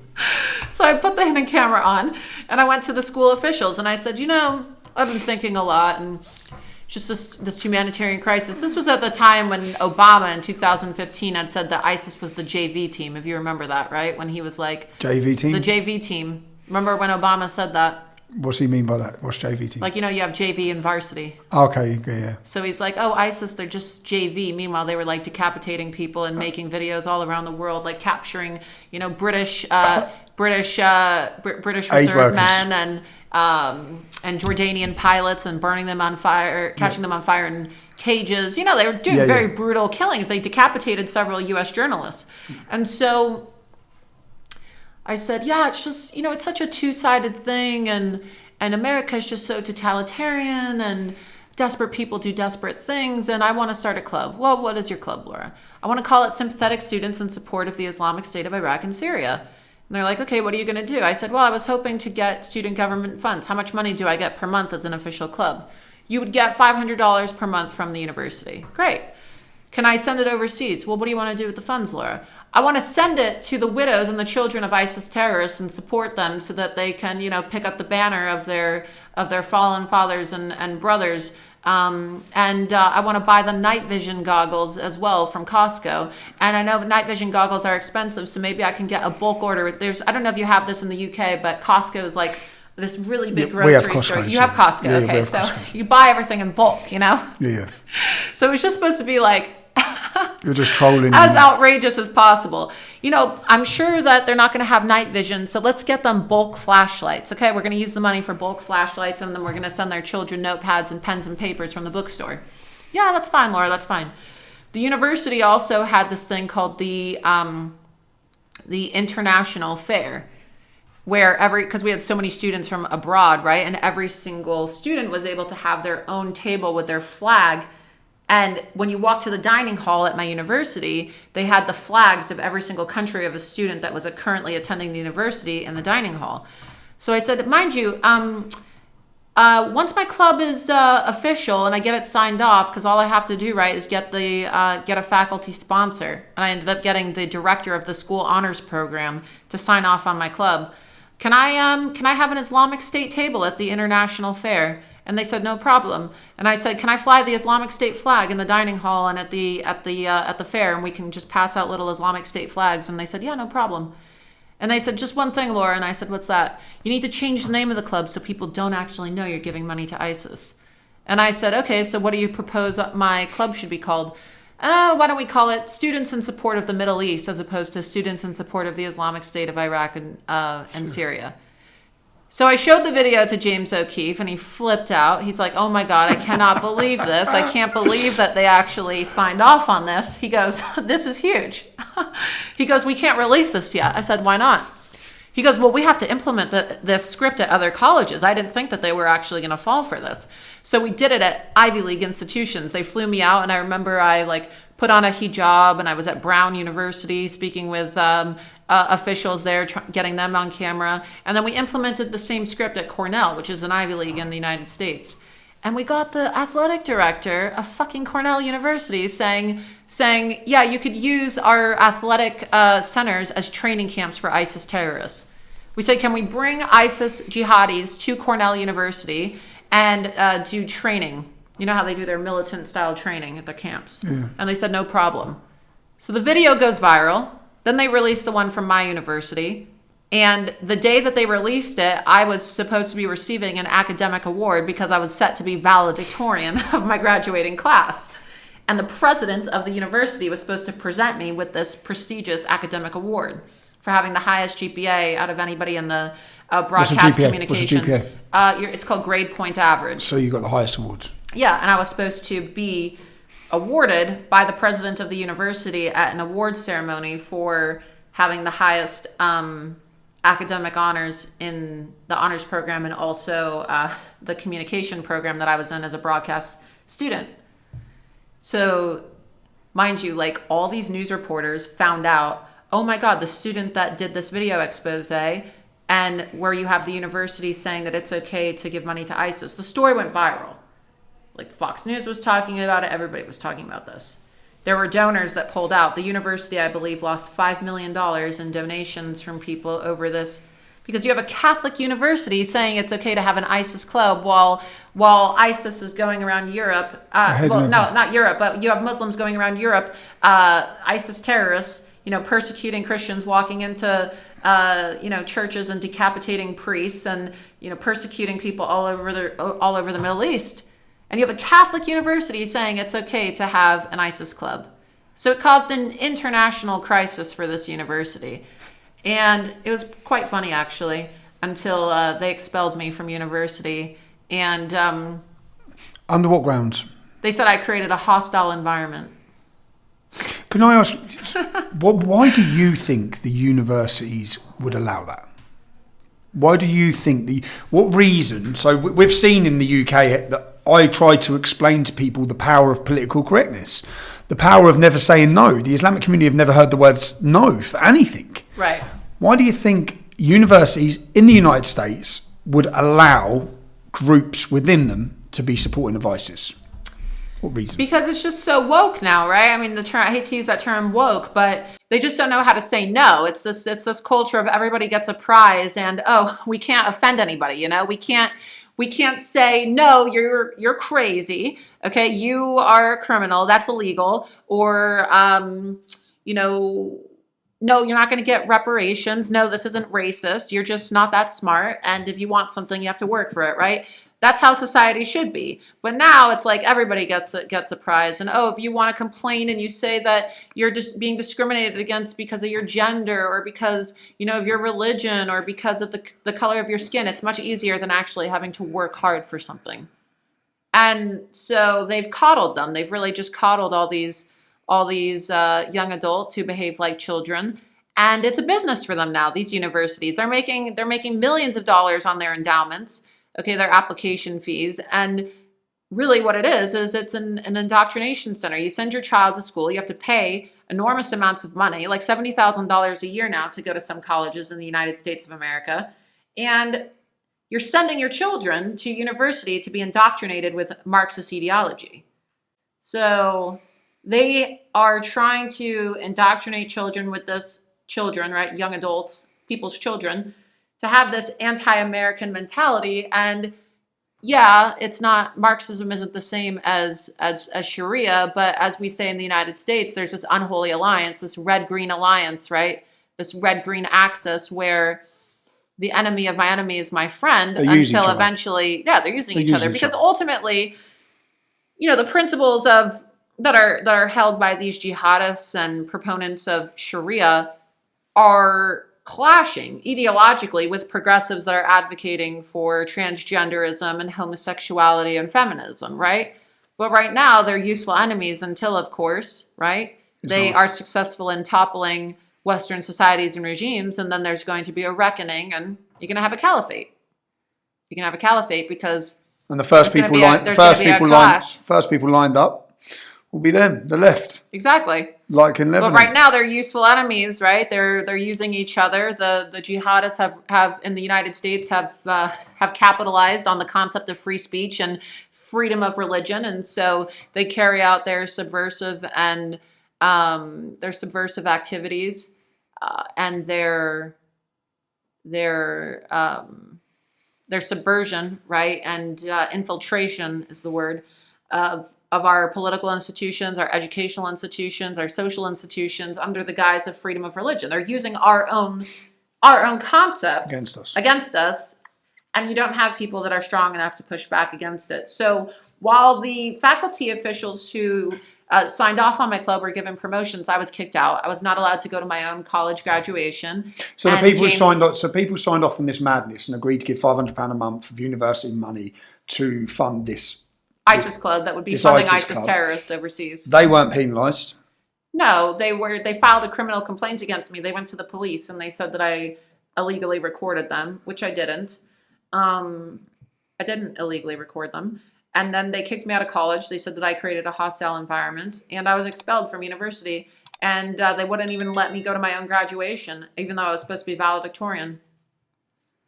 Wow. So they had to hire, James O'Keefe had to spend $75,000 to hire an attorney to get me my diploma, because they were not going to give me my They diploma. weren't even going to give you your education. No. No. And eventually they did, but So for doing the right thing, so from the offset here. I wanted to make a point, Tommy, because how is it that I'm the criminal, I'm treated like the terrorist for, being a college Republican, and they said, no, you can't have your club events because what you said was so racist about the imam who came and started shouting Allahu Akbar on 9/11. They actually told me. They made me go to the dean of students, and then they said, we're really concerned that you would post such a hateful Islamophobic comment online. We really want you to have a psychological evaluation. So they made me go to the school psychological services counselor and sit there and have an evaluation For condemning the jihadi imam. the jihadi imam on 9/11. So I had to go meet with the school, even though I'm Jewish, they made me meet with the school priest, chaplain. They made me meet with the dean of students, and they made me go see the psychological counselor for simply condemning them. And I showed them. I said, he comes from this Islamic center in Miami. Okay, they have ties. Look at this FBI investigation. He's tied to Islamic jihadists, and you're going to say that I am mentally ill because I called it out. Yeah. So I said, if they're going to have that much sympathy towards a jihadist and that much contempt for a college Republican, then why wouldn't they allow for an ISIS club? So you wanted to make a point. I wanted to make a point. You did make a point. I did. But you lost your place at university for Yeah, making but then that when point. the video got exposed for Cornell, it was great because then Showed there as Donald well. Trump at the time, this was March of 2015, okay? And this was gearing up to the presidential election of 2016. Okay. So Donald Trump was still just Donald Trump, right? And this was when he was having the Muslim. Billionaire businessman. He was outspoken about ISIS and Islamic immigration, but he had not yet filed to run. And so Donald Trump saw the cover of the paper in New York about the Cornell investigation. And at the time, I was dealing with all the legal issues in Miami, trying to get my diploma. And he faxed it over to James O'Keefe. And he said, James, this is amazing. I want you to come to my office. I want to meet you. So my investigation got James Keefe ended up in getting front of James Trump. O'Keefe right in front of Donald Trump prior to him running for office, and then Donald Trump cut a check to Project Veritas, and I was supposed to go to that meeting too, but unfortunately I had to deal with the legal issues in Florida and couldn't go because it was the same day as my meeting with the lawyer and the school officials. So that's a funny story though, is Donald Trump's introduction to James O'Keefe and Project Veritas came through my work. How long did you continue to work for Project Veritas? So when I got kicked out, they officially hired me full time, and I packed up all my stuff in Miami as soon as all the legal stuff was settled because I couldn't leave until that was all settled. And then I just moved to New York full time, and I was a broke college student, didn't have any money, and remember getting a cheap apartment that I shared with another girl who worked at Project Veritas, and I slept on the floor for the first 2 weeks because I had no furniture. I had no money to buy furniture. But I was so excited to go to New York and work for Project Veritas. I slept on the floor of this apartment in New York and ended up going to work for him full-time for about 3 years after that. My first assignment as a full-time operative was going undercover in the Hillary Clinton campaign. So I was embedded, secretly recording Hillary Clinton and her staffers throughout the entire presidential campaign season of 2015 and 2016. And my videos were used by Donald Trump in the debates. I got Hillary Clinton's Muslim Brotherhood aide, Huma Abedin, on camera saying that she wanted to allow for all the Syrians into the United States, and Donald Trump actually mentioned my video during the debates and online. So it's a big video. I mean, I did a lot of work. You confronted Hillary Clinton as well, right? Yeah, but that was after I left. That was after you left. I was embedded in Iowa, New Hampshire, Nevada, Arizona, New York. Exciting work? Yeah, I mean... Rewarding? Did it feel rewarding, that sort of work? It felt work? rewarding, definitely. Like knowing that Hillary Clinton wasn't in the White House in our investigations definitely helped. definitely. Because her number two, the lady you just mentioned, Huma Abedin. Huma Abedin, is completely tied to the Muslim Brotherhood. No, she's tied to the Her Muslim parents, Brotherhood. She is. yeah, totally. And she was going to be number two to what would have been the leader of the United States. Yeah, she probably would have been chief of staff if she was in the White House. With links to a And terrorist her organisation. laptop had the classified information on her husband, Anthony Weiner. Is he a paedophile? He's a pedophile. Yeah, he went to jail. Her husband's a pedophile. Went to jail for a couple of years actually for sexting, sending pictures of his penis to a 15-year-old girl on the same electronic devices that had Hillary Clinton's classified information on it. Talk James O'Keefe, because a lot has happened recently with Project Veritas. Mm-hmm. You worked for James O'Keefe. Yeah, he's great. He's great. It's terrible to see what happened. I mean, it's been a total coup. What's your And I view? know all those people that, tried to stage this coup. They did successfully stage a coup against Project Veritas. So it's really sad to see somebody like your mentor. He's really my mentor. He's like a brother to me, James. I love him. And to see that organization that means so much to you, that really, formed me and gave me the skills that helped me become who I am today. It's sad watching that be taken from him, because I know what it's like to have everything that you've ever worked for taken from you. And he's not totally deplatformed, but to have an organization that you created top to bottom completely ripped out from underneath you by people that you built up and people that you thought you could trust, it's terrible. And they've tried to discredit him as well, defame him. Yeah, they tried to say Why? that he's Why do you think that is? Well, I think the political timing of it leading up to the presidential election as well. There's Project Veritas and there's Project Veritas Action. And Action is a very powerful organization as well, just as powerful as Project Veritas. And they're the group that does all of the undercover work inside the political campaigns, right? And I think there's some board members. I mean, I've had conversations with James about this, so I know that it's true. Okay? Board members who have been influenced? Board members who are influenced because, James has a very close connection with Donald Trump. Donald Trump loves James O'Keefe, and this is a very contentious primary, and they're hoping right now, if you're paying attention to American politics, to prevent Donald Trump from even running in a general election by undermining him and preventing him from even winning the nomination in the primary. Because you have to win the primary election before you win the general. Yeah. And so you have Ron DeSantis, of course, and there are board members who are financially tied either through their donations to DeSantis or their work with DeSantis. And I'm not making this up. I've had conversations with James about it, and that's not the only reason why, but it's political and also financial. And it happened after the expose of Pfizer? Yes. The timing seemed incredibly... And I think that had a lot to do with it as well, but I know for a fact that there's a power struggle among board members too who could sense that there was going to be this dynamic, right? Because there's certain people that wanted to use the resources of Action to go after Trump, and I don't think James would have allowed it. Okay, I never heard that angle. It's true, though. I've spoken to him about it. No, I trust you. It's true. Okay, so then you've worked at Project Veritas for a number of years. Mm-hmm. What happens then? So I then decided I wanted to leave Veritas, left on good terms. I love James, but I just decided that I didn't want to do undercover work as much anymore. I wanted to be overt, right? Because I like the confrontations like you. You certainly like the confrontations. I've never watched anything like it in my research to this. I knew you'd done a few, but I was never aware of the amount of people you found. Yeah, and going undercover, it's great, but sometimes you just want to jump across the table and really rough these people up, And I just remember sitting there and I'm like, oh my God, when I'm in these undercover, you have to understand the level of self-control it takes when you're undercover and you're sitting in front of Hillary Clinton and Bill Clinton and all these terrible people in American politics, and you're having to pretend to be a leftist to get them on camera. Fabulous undercover. Work. Fabulous work. Yeah, great work. Unbelievably but it's good. Sometimes I just wanted to take the camera out from underneath my button or my purse and just put it in their face and go crazy, right? But I told James, I said, listen, I really wanted to incorporate more overt confrontations. And he goes, at the time, Veritas, we don't do that. We do undercover work. Now they have, right? So it's too bad, right? Because I would have stayed with Veritas, because now they're doing everything that I always wanted to do when I worked for them, right? So and they're doing it very well. They're doing a great job. This is O'Keefe Media Group now. He has O'Keefe Media Group now. But it's I'm jealous, right? Because I'm oh man, this is the stuff that I really wanted to do too.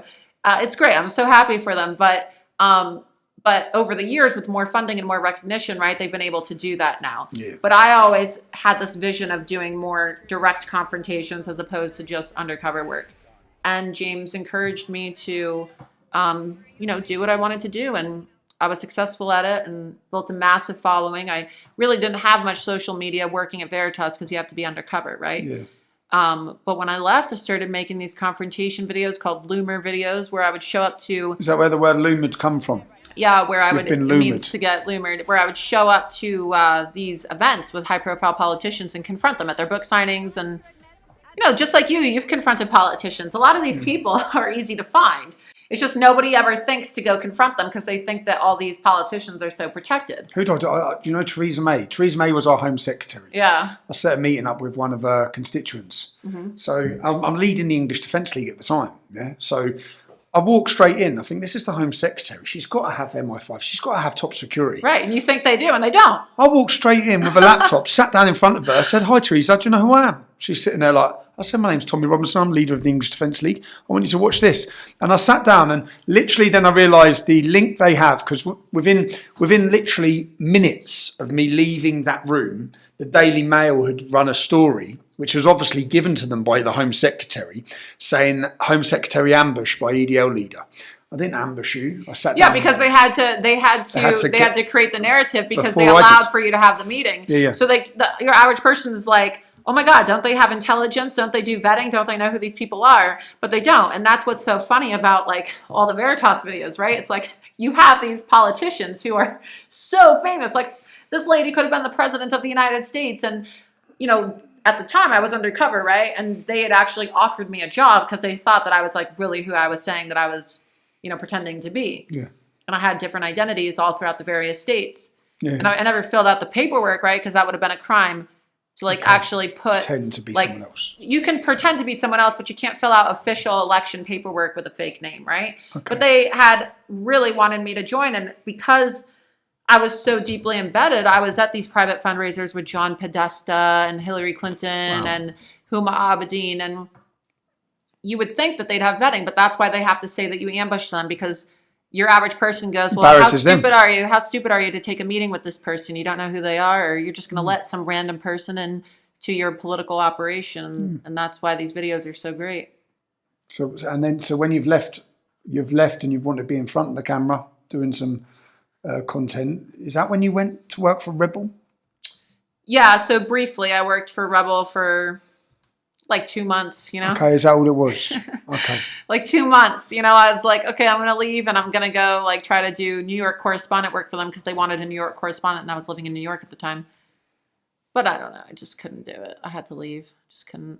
I clashed with Ezra too much, Why? Well, at first I joined and they thought it was going to be great and they liked what I did. And then I ended up getting arrested because I stormed the stage of that Shakespeare play in New York. Oh, let's talk about that. So the Shakespeare play, yeah. Talk to me. This was the mockery of killing Donald Trump, right? Yeah, so they had this play that was funded by the New York Public Theater in New York City that was a production, and the theater itself is funded by taxpayer money and all these big corporate sponsorships. And they decided that they were going to do a rendition of Shakespeare in the Park, Shakespeare in Central Park, of Julius Caesar. And Caesar, of course, was Donald Trump.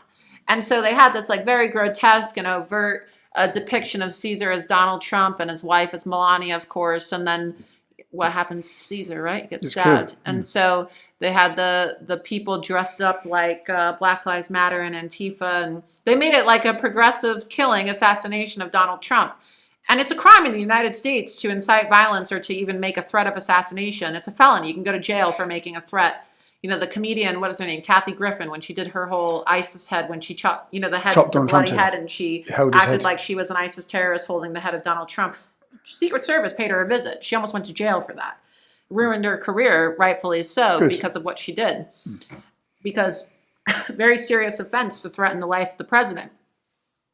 And everybody understood that, and people had respect for the presidency up until Donald Trump, okay? And then all the rules around Not the window. that they don't respect him, but it used to be held even by Republicans. You would never see Republicans threaten assassination on Barack Obama, because even if people hated Barack Obama, they would never You know what I'm saying? Like, you Yeah, would yeah. never be dumb enough to publicly say, go assassinate the president, right? Because you knew that you'd be arrested and the Secret Service would pay you a visit. But they kind of just like declared open season on Donald Trump, and the media turned a blind eye to it.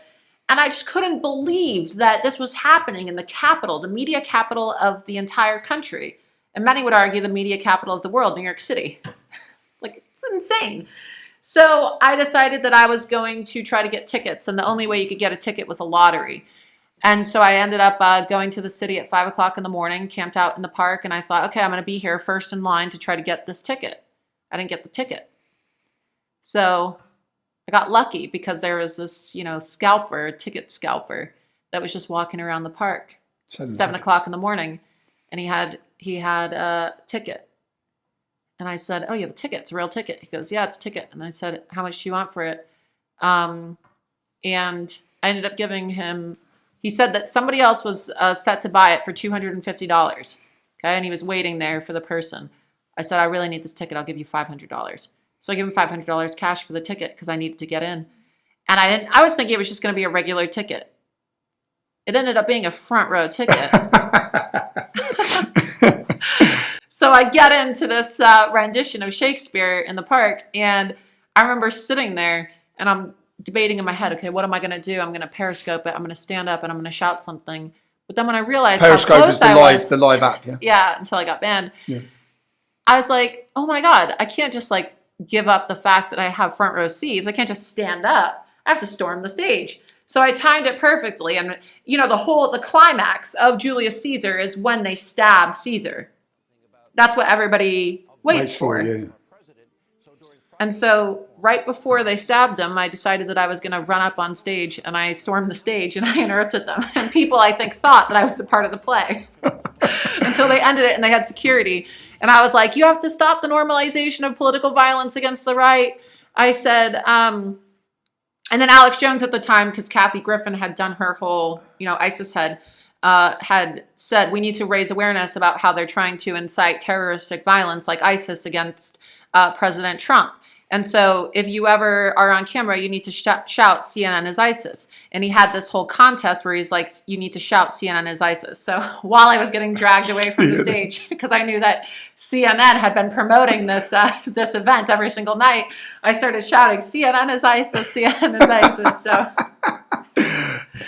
So I got arrested. They arrested me for trespassing and disorderly conduct, and I ended up getting interviewed on Fox News about it. And now I'm blacklisted from Fox. But whereas in reality, under but law, at the time I was working with Rebel. That was when I first started working. And when I got arrested, Ezra, right, started this like legal defense for me because I got arrested and they were going to have to hire a lawyer. And so like there was bail, of course, and then there were attorney's fees. And the reason, we kind of had a bit of a falling out is because I never received the money. Like, people assume that I got, thousands of dollars off of this defense fund, right? That he raised this money on, and they were calling me a grifter and saying that I pocketed all the money, and all the money went to them. And sure, they paid the lawyer and they paid the bail, but that was I don't know, $2,000 out of the 11,000 or so that was raised. And so I kept on saying, can you release a statement, please? Because I don't really like the fact that I'm getting dragged and called a grifter and being accused of stealing all this money. And that kind of left things off on a bad foot. And then I had tweeted something one time about Islamic migrants drowning in the ocean and, made a provocative comment to make a point, right? This was 2,000 migrant boat went down. Yeah, this is when 2,000 migrants drowned in the ocean. And I remember I tweeted, cool, here's to 2,000 more. And I was just trying to make a point, would you rather have 2,000 fighting age men drown in the ocean, or would you rather them invade Europe where they're going to go rape women and burn them to death? And, this was around the time where, if you recall that story, I believe it was in France, where you had the Islamic migrant who burned the 80-something-year-old Holocaust survivor after raping her in her Parisian apartment. You remember that story? Yeah, she was Jewish. Yeah, Jewish lady. Yeah, she was Jewish. Holocaust survivor who ended up getting killed. Jewish. And then they tried to say, that he was just high on marijuana. And it yeah, had nothing to do marijuana. with No, they were Islam. giving him a lesson for sentence because they said he was high on marijuana. I remember it When now. in reality, he killed her because she's Jewish. Yeah. And then set her on fire. Yeah.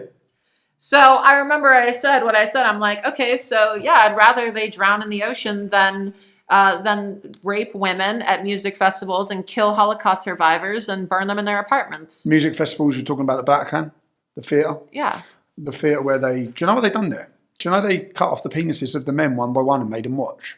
They raped the women with knives. Inside. Yeah, they gouged. They never talked about that publicly. Wow. No, the authorities didn't go in for hours. Yeah, so the terrorists were left for hours to butcher, line them up, rape the women with knives one by one. Have you interviewed the band members? No, I haven't interviewed the band members. I know them. Do you? Yeah, Gavin's friends with them too. Okay, so the people from the autopsy, someone doing the autopsy said none of them had eyes. None of the people had eyes left. They'd gouged out their eyes. They didn't talk about that on the report. Of course They not. gouged their eyes out. They gouged their eyes out. Same as, in the Kenyan massacre, the shopping mall massacre. Yeah. They'd done the same there. None of the people had fingertips left. None of the people they'd gone through, which is striking fear into the heart of the disbeliever. Yeah. One by one, they'd made them watch as they massacred and butchered and raped, whilst the security services stood around for 2 hours outside, letting them. Well, yeah, and then they went down the street and they shot up the kosher market too. Yeah. But I just said, do you regret that tweet? 2,000 more. And then Ezra called me and he goes, you really need to chill on the tweeting. And I really would prefer if you don't tweet for a while now. And I'm like, Ezra, aren't you always talking about how Rebel Media is, an anti-Islam network? And you're talking about how you were raising awareness about Islamification. And I said, I don't want to be censored. I don't like that. I don't like the fact that, I came into your organization and I introduced you to a bunch of wealthy, Jewish donors and whatnot, and now I'm being silenced. I don't like this. And so I remember struggling internally with this whole idea of I don't want to be silenced. I don't want to be censored. And so I had said, hey, Hillary Clinton's going to be coming to town and she's having a book signing and I want to go confront her. You said this to Ezra? I said this to Ezra, and he said, I don't want you to go. And I said, why not? And he goes, I just think right now, we want to have editorial control and we don't want you doing things unless we sign off on it. And that just didn't sit with me. So I thought, well, I don't have money. I'm going to be in a really hard financial position if I leave Rebel because I don't have a place I can work. I just left Project Veritas, and what am I going to do, right? I'm not going to be able to make a living. Do you regret the tweet? Do you regret the tweet? Do I regret that tweet? No. No. I mean, look, there's no point context on Twitter, no, right? there's not. And if I was given the opportunity to actually explain why I said what I said, your average person would be like, okay. Yeah, sure, I understand. If you're just reading the tweet and there's no context, yeah, I probably look like a pretty shitty person. Okay. Yeah. So I can understand why there's people that say, oh my God, she celebrated the death of migrants. I didn't celebrate the death of migrants. I'm saying that there's more coming. They're not children. No, they're not children and women. They like to say, oh, it's 2,000 women and children. No, they're not. You have photos of these boats. They're not women and children. They're fighting age men who are coming and they're raping and they're pillaging and they're destroying and they're killing people. So I remember thinking I really want to go, confront Hillary Clinton, and the way I orchestrated it is I just said I'm going to go do the video and whatever. I don't care what they say over at Rebel, and I'm just going to do it anyway. And then I'm going to resign. If they fire me, it's not going to matter because I'll just give the video to InfoWars, and that will be that, right? So that's exactly what I did, and I confronted Hillary, and Rebel wasn't happy about it. What did you say to Hillary? Well, so I waited in line at her book signing. Of course, she released her book on the anniversary of Benghazi, right? And the book was called you questioned What about Happened. Benghazi. That's what you did. Yeah, go on.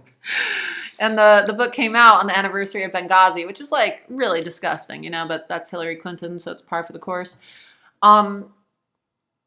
And I just remember waiting in line and I thought to myself, oh my God, her book is called What Happened, right? And it was supposed to be her therapeutic explanation of what happened in 2016 and how Donald Trump got in and she didn't. And I thought to myself, wouldn't it be great if somebody was able to go to her book signing and ask her a series of questions about her own corruption, starting with what happened, like the title of her book, on the first day of her book tour. And then just followed her all around the country at every single book. I understand why they have worked tirelessly to silence you as well. What? I understand from their perspective. I'm on about the corrupt officials, the people at the top, why they've all said, she's got to go. She's got to go. She keeps yeah, good. So I got the schedule of her entire book tour and I said, oh my God, I'm going to call it the Laura Loomer What Happened tour. So I waited in line. And I remember, like, this is just right after I had my nose job done, right? So New York City, it's like, feels like it's 110 degrees outside because it's 90 degrees with humidity. And you can imagine in New York, the line to see Hillary Clinton and getting the book signing wrapped around. So I had to get there at like super early, 7, 8 o'clock in the morning. And I remember I still had the bandage on my nose from my nose job, and I had to keep it on for another few days. And I called the plastic surgeon and I'm like, listen, I said, I got to get into this book signing. I have to confront Hillary, but I'm going to draw too much attention to myself through security if I have all this bandage on my face. So I need you to take it out. I need you to take it out of my face. I need you to take the cast off my nose. And he goes, well, you know, it's a little early. I said, I don't care. He said, you're going to have to keep the packing in your nose, though. I said, that's fine. I just need you to take the damn bandage off my face.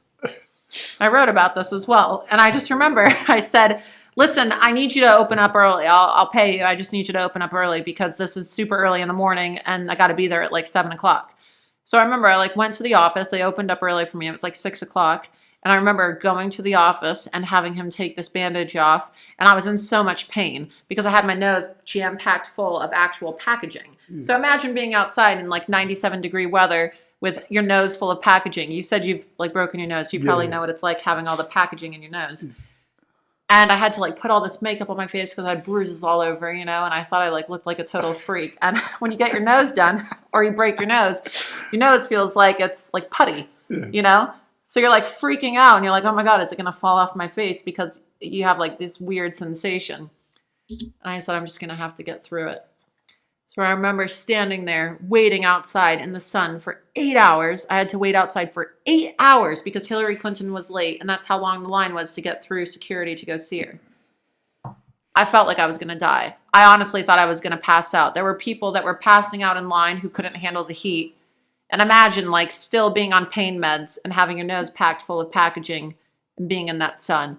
And I said, okay, I'm just going to go home. I can't do it. Whatever. I waited. That's it. But I just pushed through. I finally got inside. And I remember seeing her sitting there in her blue blazer while she's signing her books.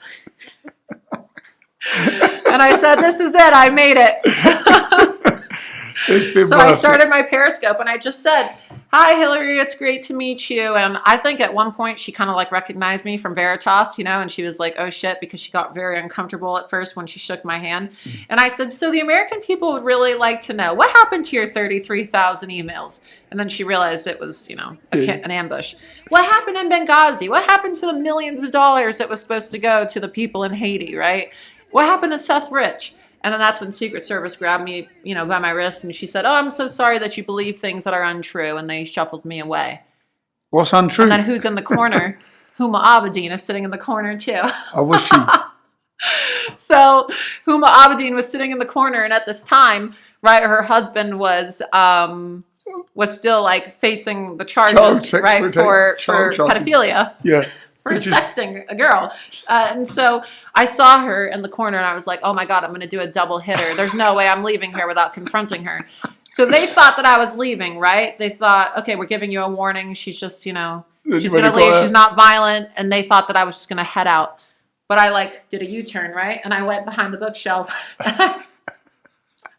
I walked right up to Huma Abedin and I said, Huma, so great to see you. Question for you. When are you going to divorce Anthony Weiner for sending pictures of his penis to an underage girl?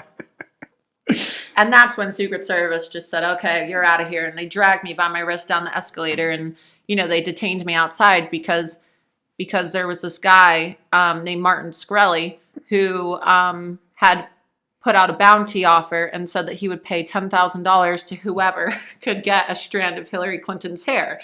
And so I had been photographed with Martin Shkreli prior, so they thought that I was there to like take Hillary Clinton's hair and her DNA, right? Okay. And I wasn't there. So they detained me outside for several minutes after, thinking that I was there to like take a piece of her hair. Very weird story. I wrote about it as well.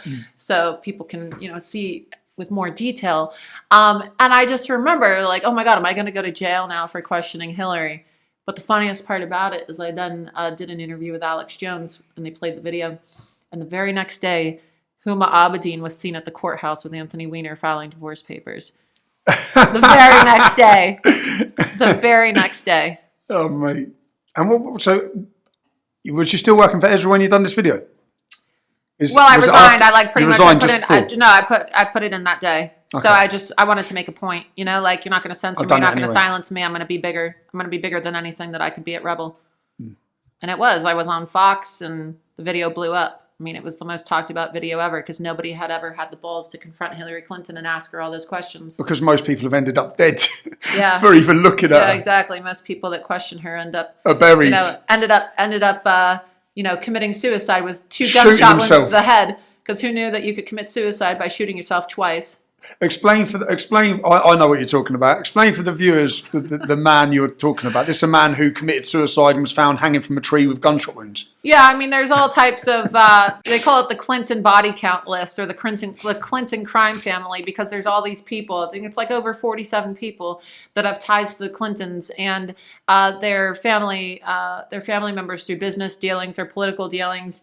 And any single time, like there's any investigation into the Clintons, They're dead. these people just end up dead, and Miraculously. they say killed themselves, right? And it's Or like car people crash. or car crashes, and it's people that. Oh, well, their family members said they were so happy and they were, so joyful just hours before. And then, they said that one guy in particular, committed suicide and he had 2 gunshot wounds in the head. It's like, how the hell do you kill yourself by shooting yourself in the head twice? Yeah, Shoot yourself once. 2 gunshot wounds, and he was hanging from a tree, right? If I remember right. It may have been a separate person, but yeah, it's like you have one guy sitting on a park bench. His clothes were drenched in water as if, somebody had placed him there. It's just so many crazy stories. People can go look it up and read it. There's documentation and Go down Roger Stone, who's a dear friend of mine, wrote a book called The Clinton Crime Family as well, where he outlines all of it. I mean, it's Go just, down that rabbit hole because there's some rabbit. It's insane. That's insane. It's insane. It's terrifying when you look at it. No, it is. It's absolutely terrifying. And you're straight in her face on Fox News. Go on, girl. Yeah. And then I followed. What her. happened to the 47 dead people, Hillary?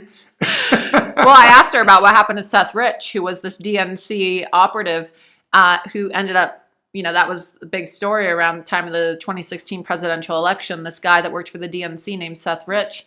And everybody thinks that the Clintons had him killed because, the whole WikiLeaks investigation. And this guy he was found dead and they didn't take his wallet or anything. So who just shoots a guy dead? In the middle of the night on the street corner and doesn't even take his Don't rob wallet, him. doesn't take anything. A lot of people believe that he was killed as a result of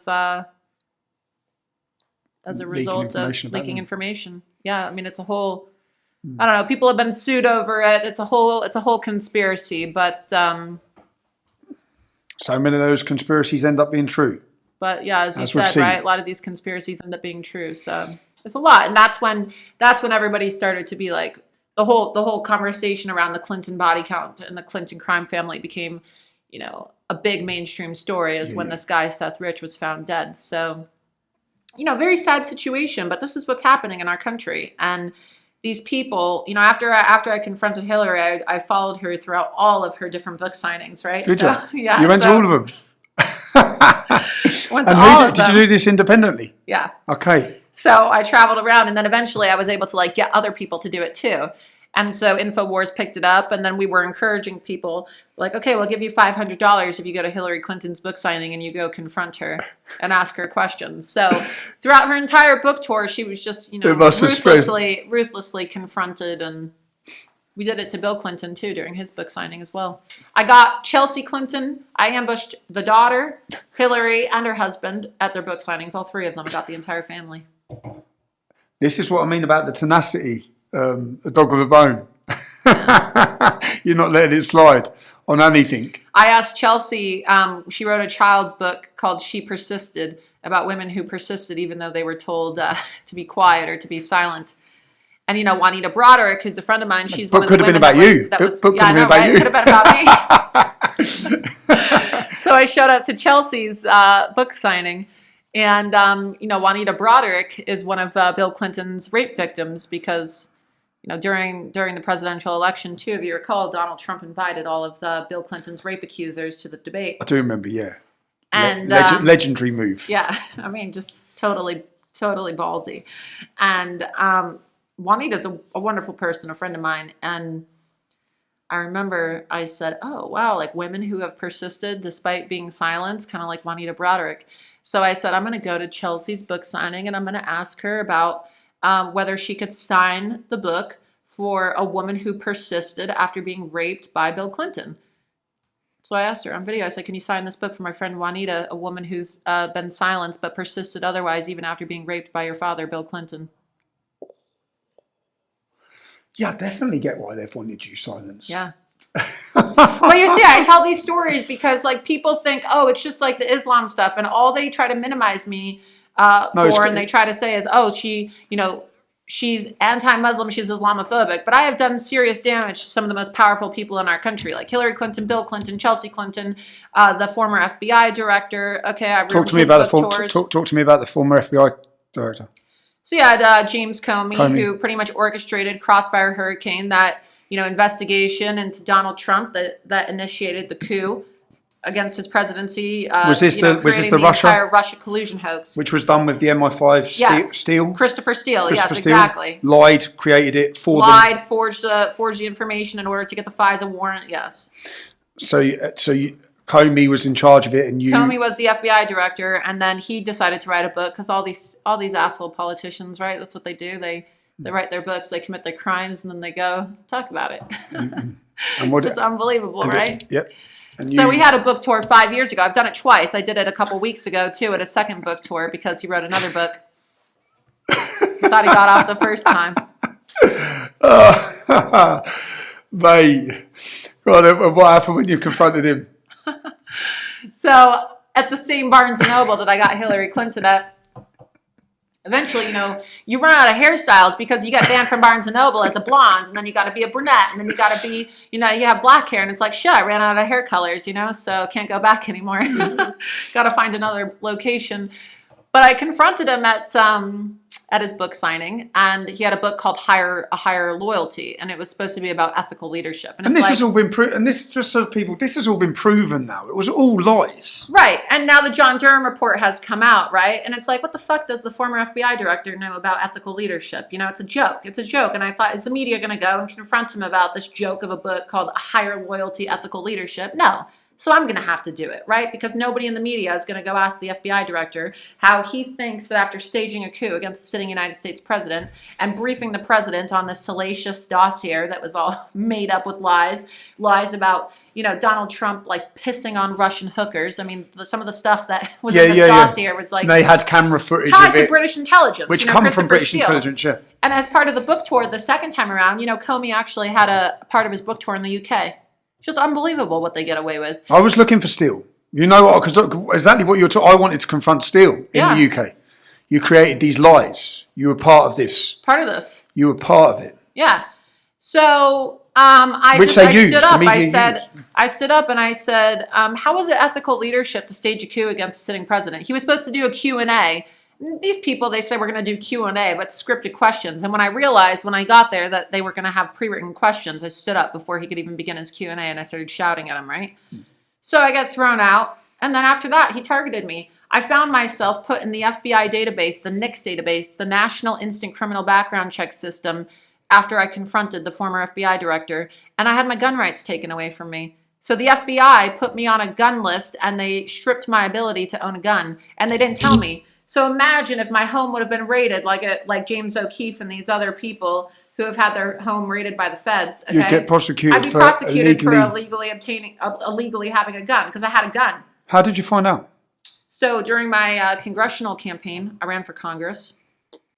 I ran for Congress twice, and the first time I ran in 2020, I was getting death threats all the time from Antifa and whatnot because I was the first. My campaign, even though they wouldn't talk about me and they wouldn't let me, do debates and interviews, they would write nasty things about me every day because I was the first candidate in United States history to be banned on all social media. Just like you, when you ran for office, you weren't allowed to have any social media. Which makes it impossible because if you look at how other people reach the public now, it's through social media. Yeah. Their paid advertisement campaigns are through social media. They connect with the people through social media. Exactly. You're fighting an unfair... And it was during COVID, too. So imagine trying to campaign during lockdowns when the only way that you can campaign is online.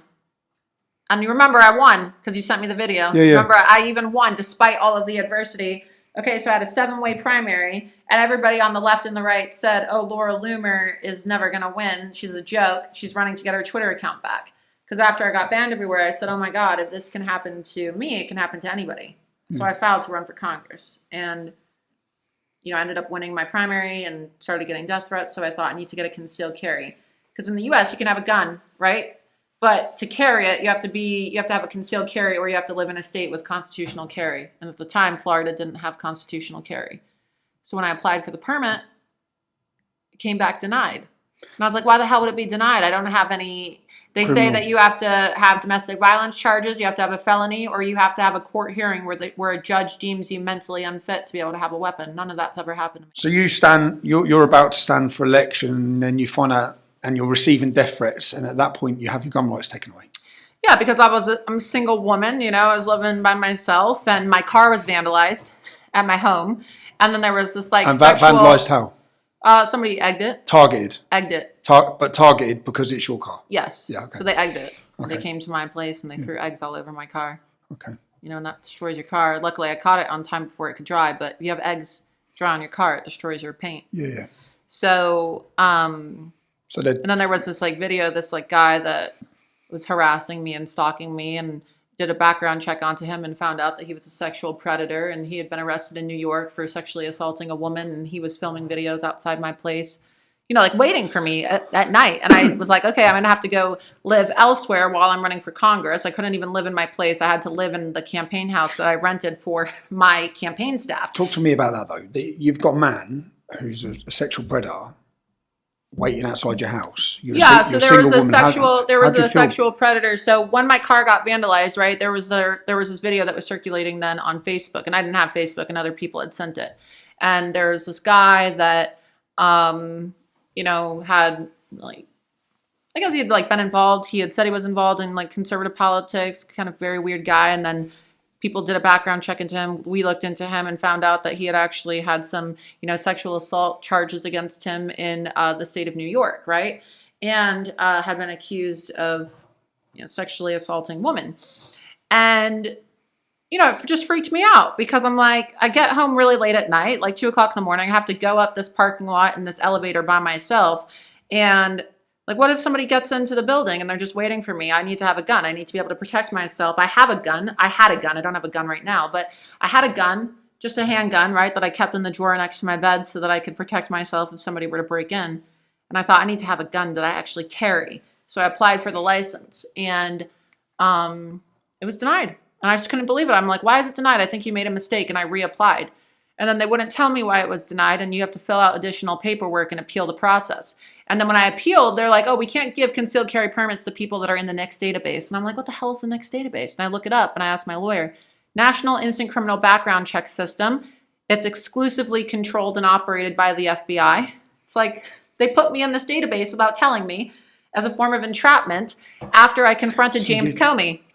An entrapment in the sense that if you had a gun, if I had a gun, because they raided the home. So I don't know. I mean, I'm sure this happens in the UK, but a lot of conservative activists have had their homes raided by the FBI, especially after J6, and James O'Keefe had his home raided, right? And a lot of people I know have had their homes raided by the feds, or they just come and they do a search, right? If they were to have found a gun in my place, if I had not known about this and I had not looked into it, if I had just said, whatever, I don't really care if I could carry a gun, whatever, I'm not going to contest this at all. I still didn't know that I was on the NICS database, right? If they would have raided my home, I'd probably be in jail for 4 to 8 years on a federal firearms felony. Wow. Because they didn't just say that I couldn't have a permit. When you're in the NICS database, they federally prohibit you from owning or even possessing a firearm.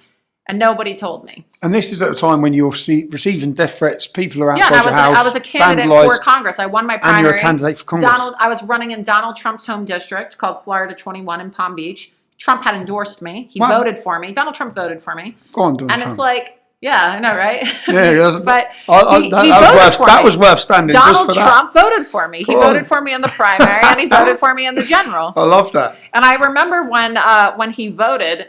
Then he was on the tarmac, right? And all the reporters there, and there was a reporter for the Daily Mail there, and you'd think that they'd have a million important questions to ask Donald Trump, right? And the question was, Mr. President, Mr. President, Mr. President, did you vote for Islamophobic Laura Loomer today? Right? And his advisors, of course, had told him not to say my name. So he said I voted straight Republican down the ticket. So it's Donald Trump, Laura Loomer. So that means he voted, for himself and he voted for me. Okay. Yeah. That was his way of saying, yeah, I voted for Laura Loomer. And then they asked about me at the White House press briefing too. So there's video of after he tweeted about me when I won my primary election. And they use falsehoods to then attack. They ask in the official White House press briefing room on live television, oh, the president tweeted in support of Laura Loomer last night. Do you know that she's made anti-Muslim comments in the past? Like, does the president stand by all of her Islamophobic rhetoric? It's just, I've done so much more. I've done journalism that impacted the turn of events, politically speaking, in our country. I went undercover and helped save the country from having Hillary Clinton as our president. But I've done so much work, and it's like... Donald Trump, more than anyone, must be totally aware of the way that things you've said are taken out of context, things are weaponized, and comments are weaponized. So he must be totally aware. But at the same time, it's not like Donald Trump is the final decision maker, right? Yeah, so, this just happened recently. I had a meeting with Donald Trump in March. So he invited me to Mar-a-Lago, had a private meeting with him, and he hired me in his office. He's like, I love your work. I think you're great. And he had said, if you run again, I'll endorse you. And I said, yeah, well, I want to run, but at the same time, I think it's very important that we get you back into office, because if you don't get back in, we're not going to have a country. Yeah. And he was just so impressed by what I said, because most people go to him thinking, what can he do for me? Not what can I do for you? So he hired me. He looked at his staff and he said, we got to hire her. We got to have her on the campaign. She's great. And then he said, oh, she's much smarter than some of these other idiots I have surrounding me. He actually said that. And I think that it pissed some of his staff off, because it was supposed to be very private. It was supposed to leaked. be private, and it got leaked. And I got a phone call from the New York Times at 7 o'clock in the morning a couple of weeks later. And they're like, we're doing a story about this. And they said, do you care to comment on the president hiring you? And I was put in a really shitty position, because I was told to keep it private. So if you confirm or you give a comment, you're confirming the meeting took place. So I didn't want to betray Donald Trump's trust, right? So there's advisors of his that tried to subvert and undermine him and undermine me by leaking and planting the story in the New York Times. And so the headline was, Donald Trump hired anti-Muslim activist Laura Loomer. And then by the end of the day, the story was, oh, they're not hiring her. And it's not that Donald Trump didn't want to hire me. He hired me. He said I had the job. He wanted me to work for him. And he likes me.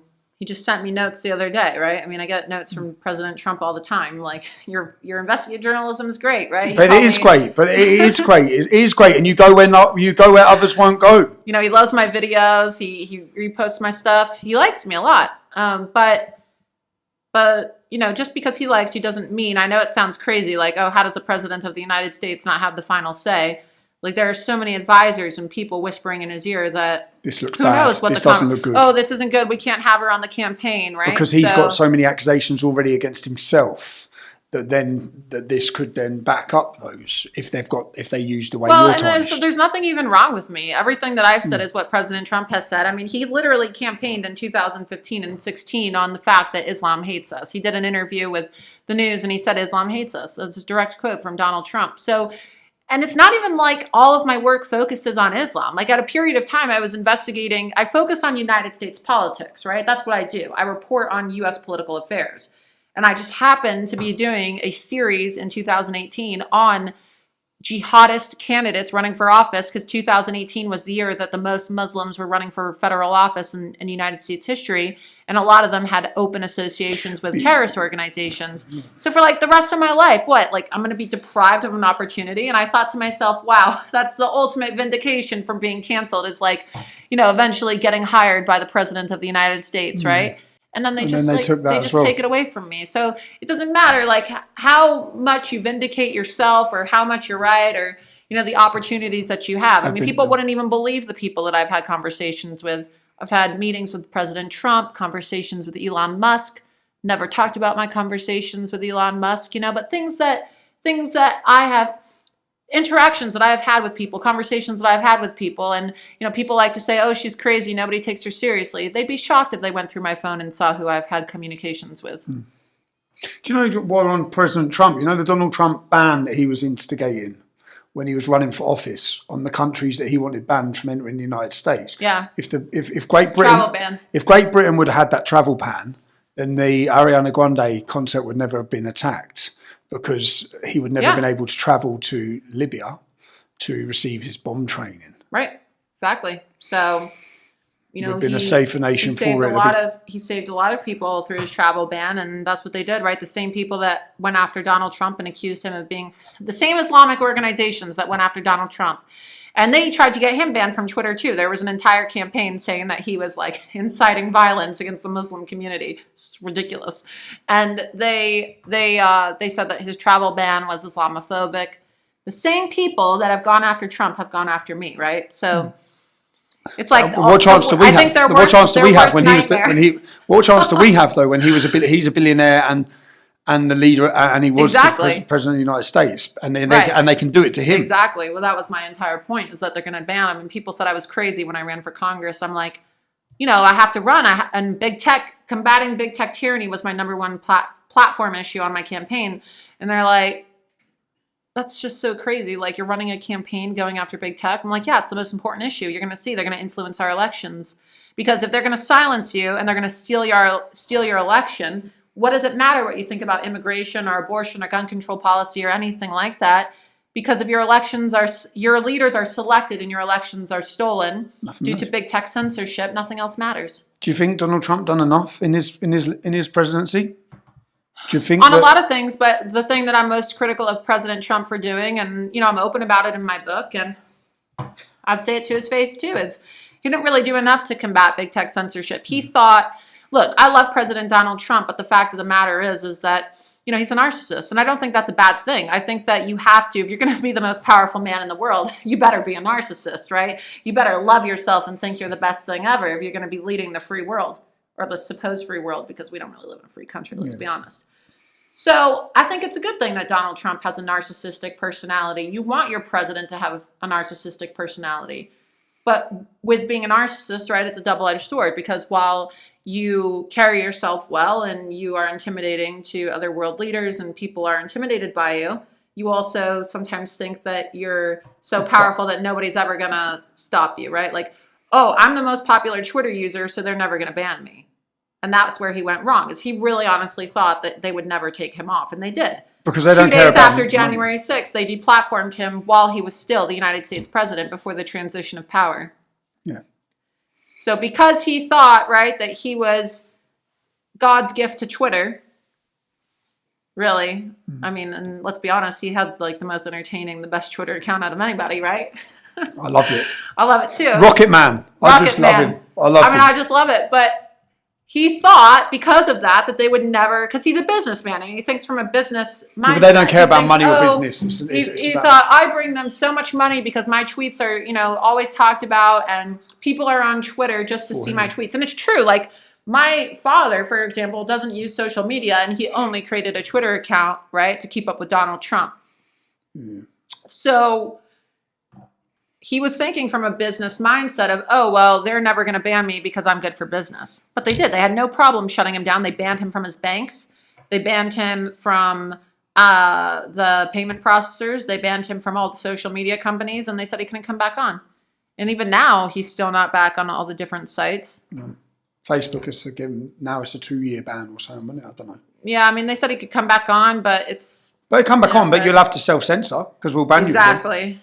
What are you banned from, Laura? List me what you're banned from. I mean, honestly, it's Is it easier to list what you're not banned from? It's so hard to, like, yeah, it's just easier to think about what I'm not banned from. You're banned from everything. I mean, I'm so banned, it's like, what am I? It's just easier to talk about what I'm not banned from. I mean, look, I think it's in the book too. I got banned from Twitter. I'm banned from Uber, Lyft, Uber Eats. I'm banned from Facebook, Instagram, GoFundMe, PayPal, Venmo, Cash App, Clubhouse, Teespring, the site that allows you to make merchandise. What else? I got banned from my online banking through Chase Bank for a while. I got banned from MGM Resorts for a while when I was exposing the Las Vegas shooting, which was actually an ISIS terrorist attack that they covered up. Let's see. I mean, there's just so many places I've banned Have you been from. tried or convicted for criminally for anything?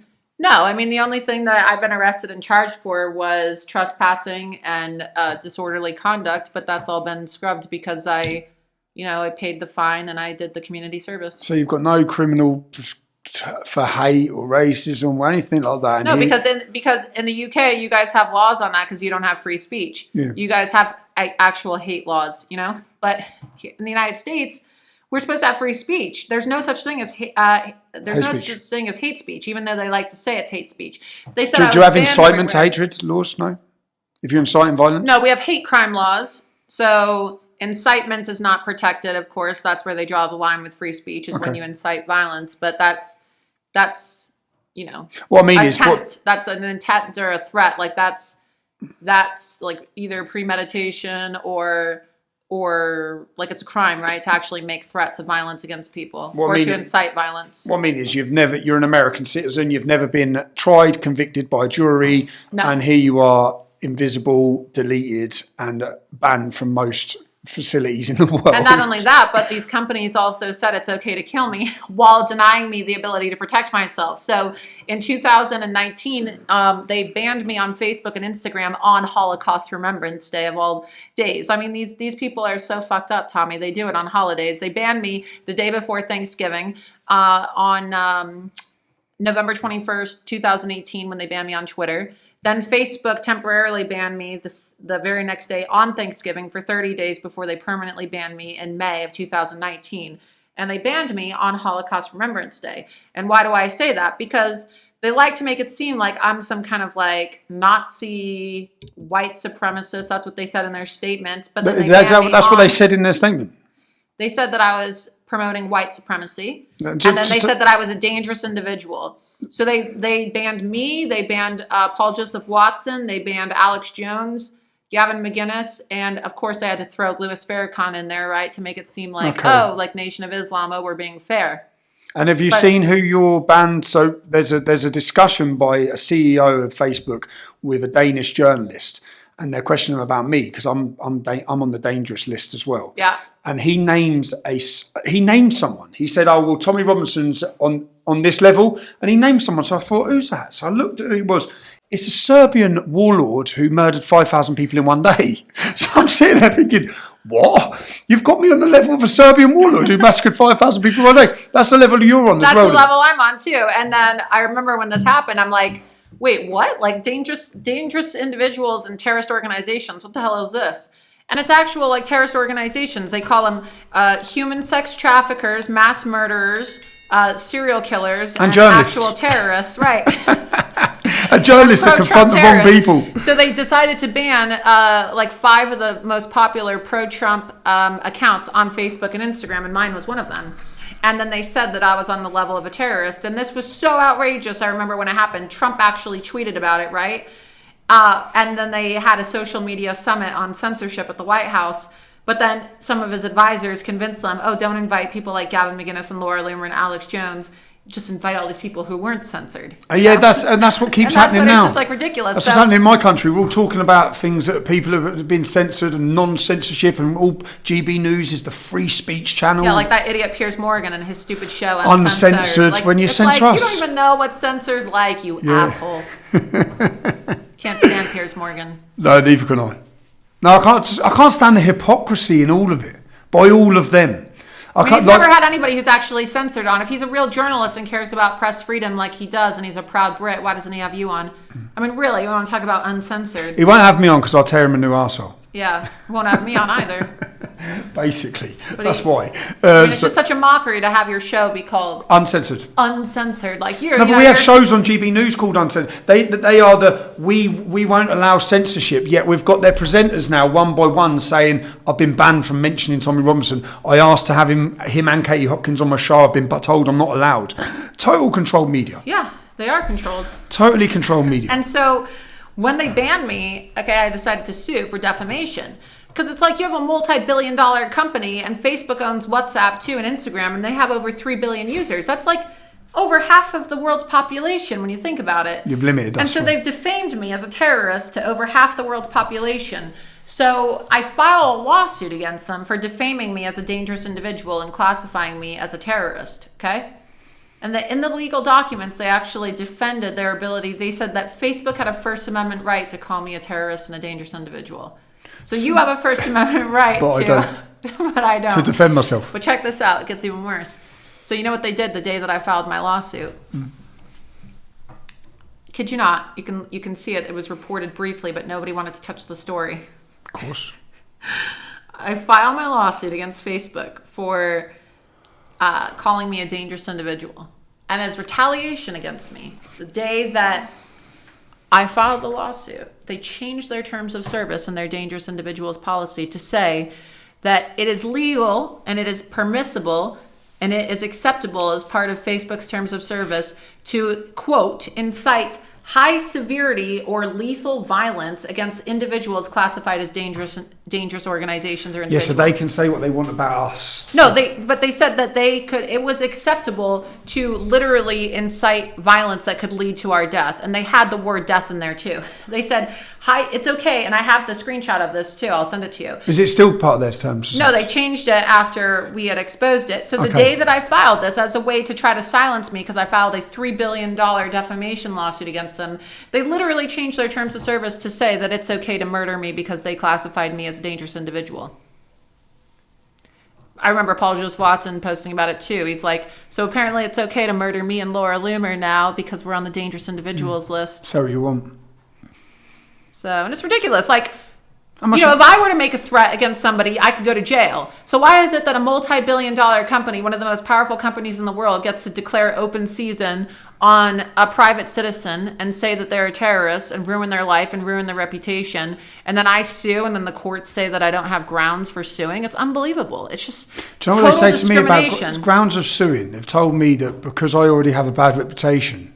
It's like, I have a bad reputation because you keep lying.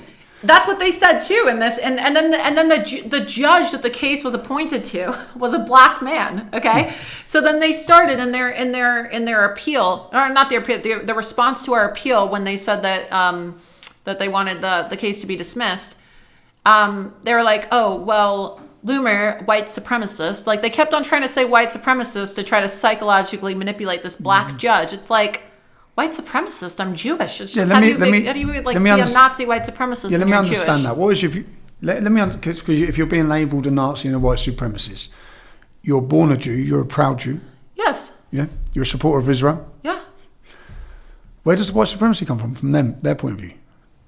I'm a free speech absolutist, right? And Yep. so a lot of Nazis and actual white supremacists are people who are white nationalists, and I don't even necessarily think they are Nazis. I mean, some of them are.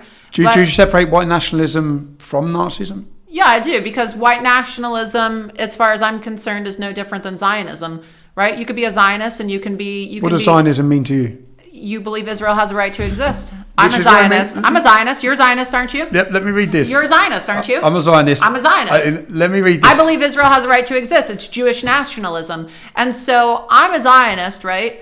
But because I defended the free speech rights of white nationalists, I said, so let me understand this. That you're okay with Israel, which is an ethno-state existing. Israel is a Jewish ethno-state, okay?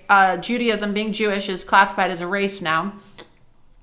If you believe in Zionism and you're okay with Jews having their own ethno-state, why are you going to try to silence people and criticize white people who are under attack and being told that they're racist and that, you know, they're less than, right? And being accused of all these things from their ancestors and, you know, previous generations, that they're not allowed to have their own states. And so I said, what, you're not allowed to be a nationalist and proud of being white? You're allowed to be a black nationalist, like the Democrats and Black Lives Matter. That's a black supremacist, black nationalist movement supported by the Democrat Party in the country, okay? And even some rhino Republicans have supported it. You're allowed to have any type of nationalist movement that you want unless you're white, right? And so because I defended the free speech rights of individuals who were classified as white nationalists, right? There's a difference between white supremacy and white nationalists.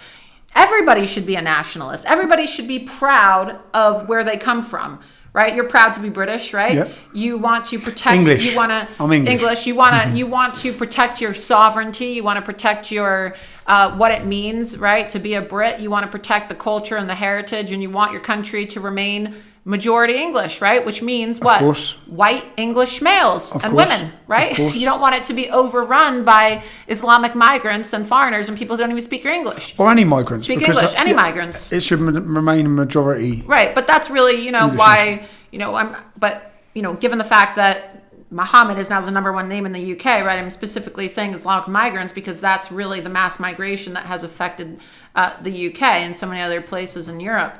And so you say this, and it's like, what? You're not allowed to be proud of your country. All it means to be a nationalist is that I think we would both identify our political ideologies as nationalistic, Totally. right? I'm a nationalist.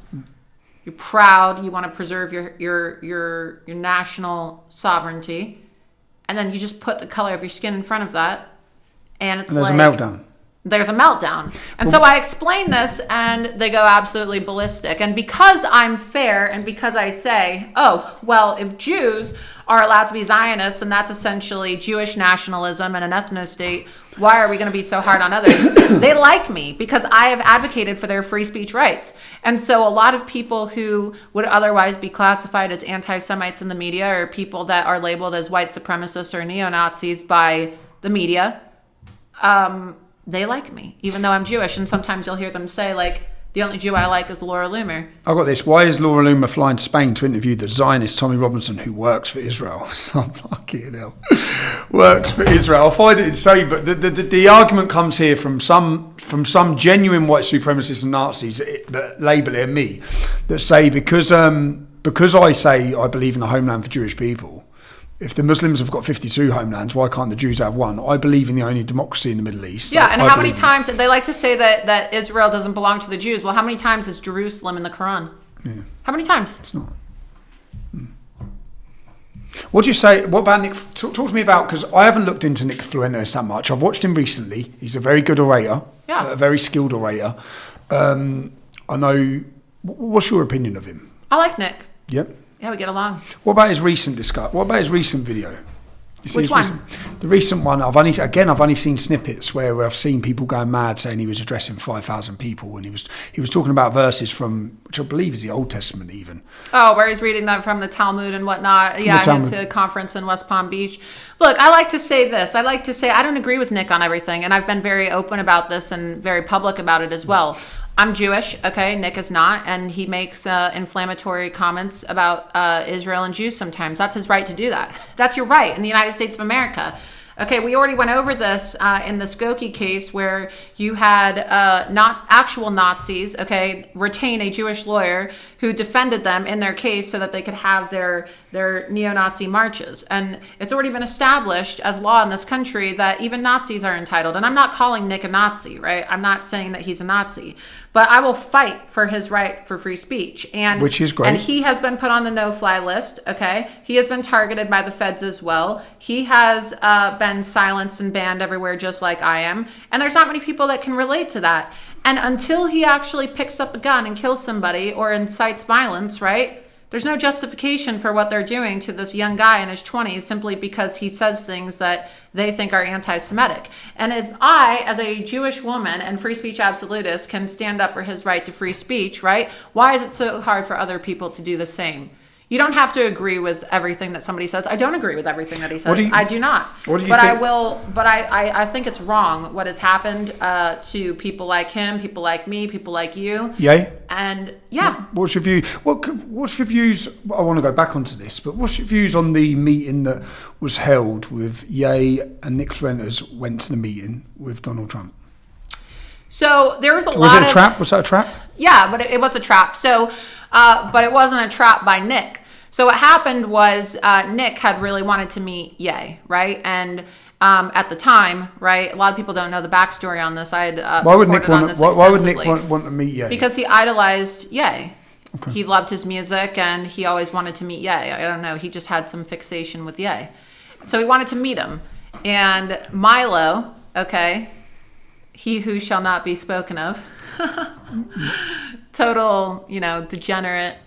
I think he's, you've had your own issues with him as well. I mean, just total extortionist, I mean, I personally haven't. I followed Milo when he went to America and he blew up, and then he was gay, and now he's not gay, right? He's a Christian. He's still gay. I mean, look, you can claim to be Christian all you want, but as I like to say, you can't pray the gay away.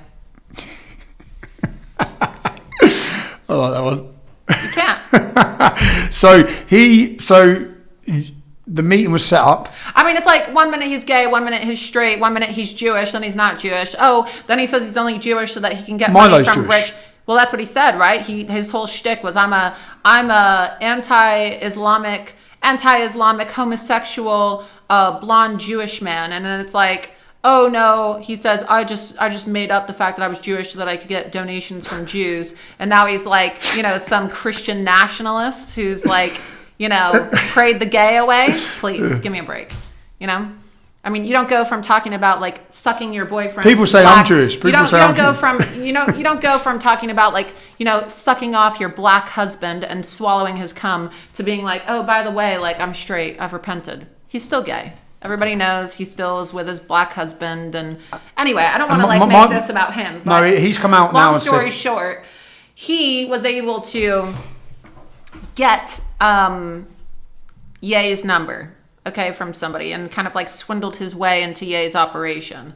And then when he was out there meeting with Ye in California, right, he was talking about Nick. And so Milo wanted to be the gatekeeper, for Nick. Okay. So Nick then goes out to California, and Ye was supposed to have a meeting with Donald Trump months prior to all this happening, but something came up and, canceled. So then the meeting ended up getting rescheduled, the dinner meeting, for when Nick was out in California with Milo and Ye.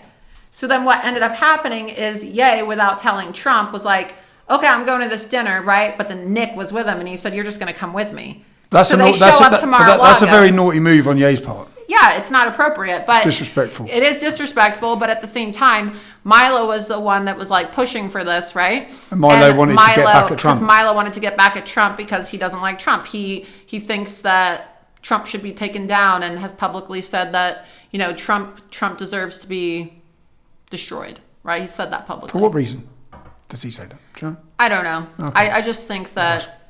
No point. I just think he's Nick an evil person, Milo. So he goes to this dinner, and it's supposed to be a private dinner. You're not supposed to repeat conversations that you have with the president over a private dinner, And then he ends up, I had a major falling out with my former political strategist, right? And so then Milo had a connection with her, met her, because Milo and I used to be friends, right? Until he tried extorting me and, just very disloyal behavior. And I would even say criminal behavior. So long story short, he tells her to go to this dinner, right? So she shows up to this dinner and tries to like ambush Donald Trump by saying, oh, I'm Ye's political advisor, right? And he's going to run for president, because they wanted to try to embarrass Trump. They thought it was just a meeting with Trump and Ye, right? To talk about non-political things. And then they're like, oh, why don't you embarrass President Trump and show up and have his former Florida state director from 2016 sitting there as Ye's political advisor.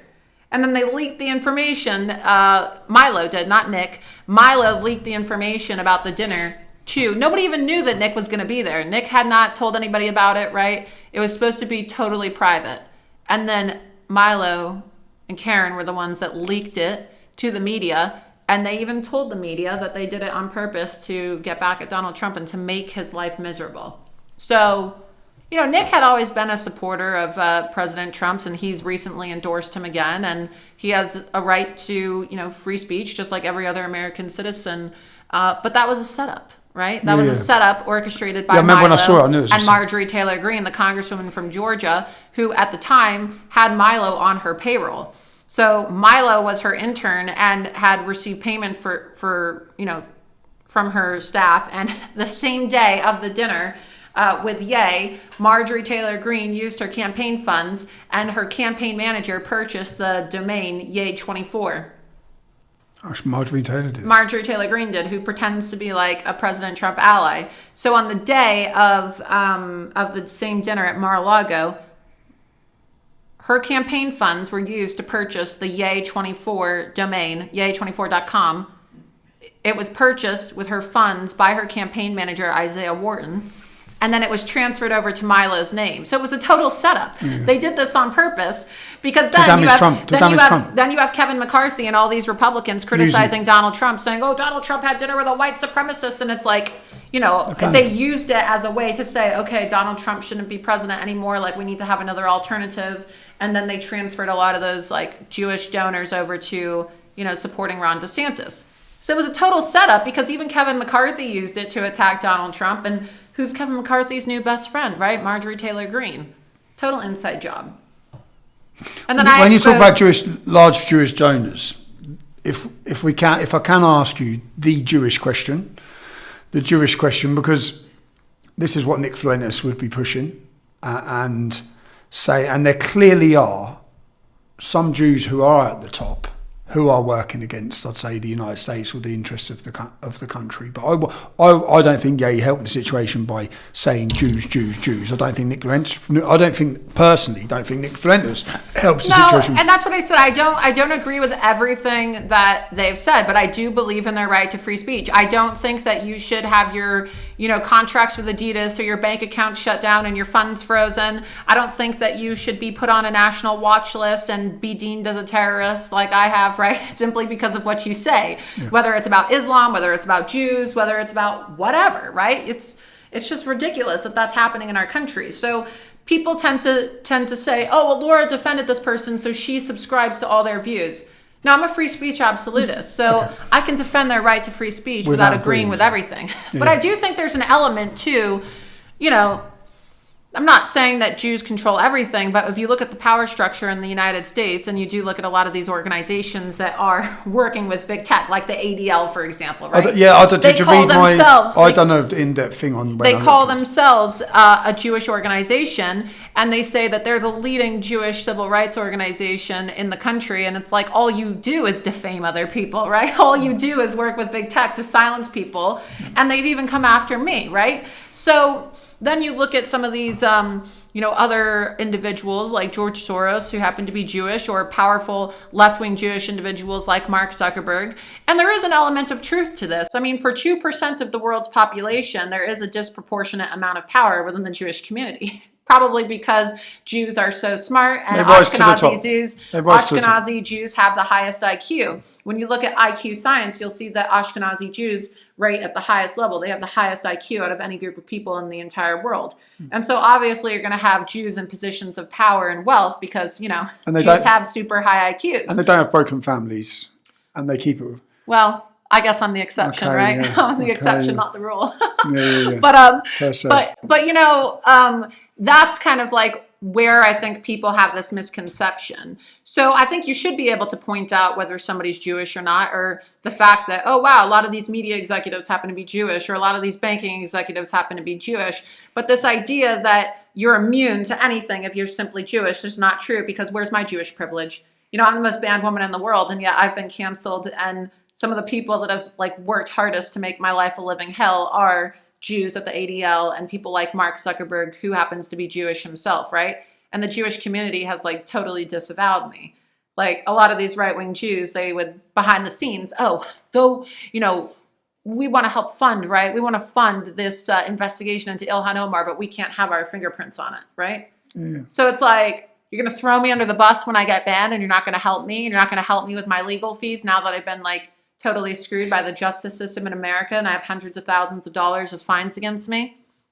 So I can understand why this conversation has been created, but I don't subscribe to all of it. But I do think that there are some legitimate criticisms about the Jewish community, criticisms that I even share. But do you think that some of the actions of the Mark Zuckerbergs or some of the actions of the George Soroses is because they're Jewish? Do you think it's because of No, I don't. And that's where I draw the line. I think that, they point out the fact that they're Jewish, but I don't think there's some global conspiracy where it's oh, if you're Jewish, it's inherently in your DNA to want to silence somebody, because I'm a free speech absolutist, and, it's not all Jews. And so they also seem to have totally bastardized the word Zionist. And this is another thing that I don't agree with Nick on, right? So I can get along with somebody, right, on a personal level, and connect with them on a personal level. They use Zionism as meaning something different. They think Zionist Israel is a first. dirty word, Israel first, and it's not. You just believe Israel has a right to exist. And so they're the Zionists, they want to control the world. It's no, the globalist leftist Jews are not Zionists because they're supporting all the Palestinian NGOs and the Islamic NGOs that are trying to overrun Israel. They don't believe in a one-state solution like I do. Real Zionists, right, support a nationalist immigration policy. Real Zionists believe in a one-state solution and not a two-state solution, right? Real Zionists are open and proud about proclaiming that there's no such thing as Palestine because Palestine doesn't exist. Okay, these are displaced Jordanians. And so, you say these things, and the people that want to like push this conspiracy that Zionists control the world, they don't want to have an honest conversation about it, because if you are a nationalist, right, then you should have no problem with actual Zionists, because Zionists are usually the right-wing Jews. But groups like the ADL, they don't support Israel. Their actions are actually contributing to the infiltration and subversion of Israel. Okay, they don't support nationalist policies. They don't support immigration control. They're the same group that returned the money that Donald Trump donated to them prior to him running for president, because they called him a Nazi when he wanted to have his travel ban. Why is a Jewish organization that's supposed to exist for the sake of combating anti-Semitism more focused on going after pro-Trump Jews like myself instead of combating the actual jihadist Jew haters serving in the United States Congress? Yeah, because they have a globalist worldview. Exactly. So there's a difference between globalists and Zionists. So their terms and the things they say about Jews would be correct if they actually switched the term Zionist to globalist, right? Yeah. But with and some not, of these, and not all the globalists these, are Jews. Not all the people pushing this are Jews. And that's another thing too. They're not all Jews. So some of the most destructive and most powerful people in the world are Catholic. The Pope, okay, total communist. Total. Joe Biden, Nancy Pelosi. Okay, some of the most powerful and destructive and hateful people in American politics today are Catholics. They're not Jews. So if they were to refine their rhetoric, they would get more people on board with their cause. And I've had conversations with Nick about this. I said, look, you're not exactly correct when you say, Zionist, right? Or you call it the Zog, right? The Zog, whatever they call it, right? I say that you understand there's a difference between globalists and Zionists. But some people just don't want to hear it.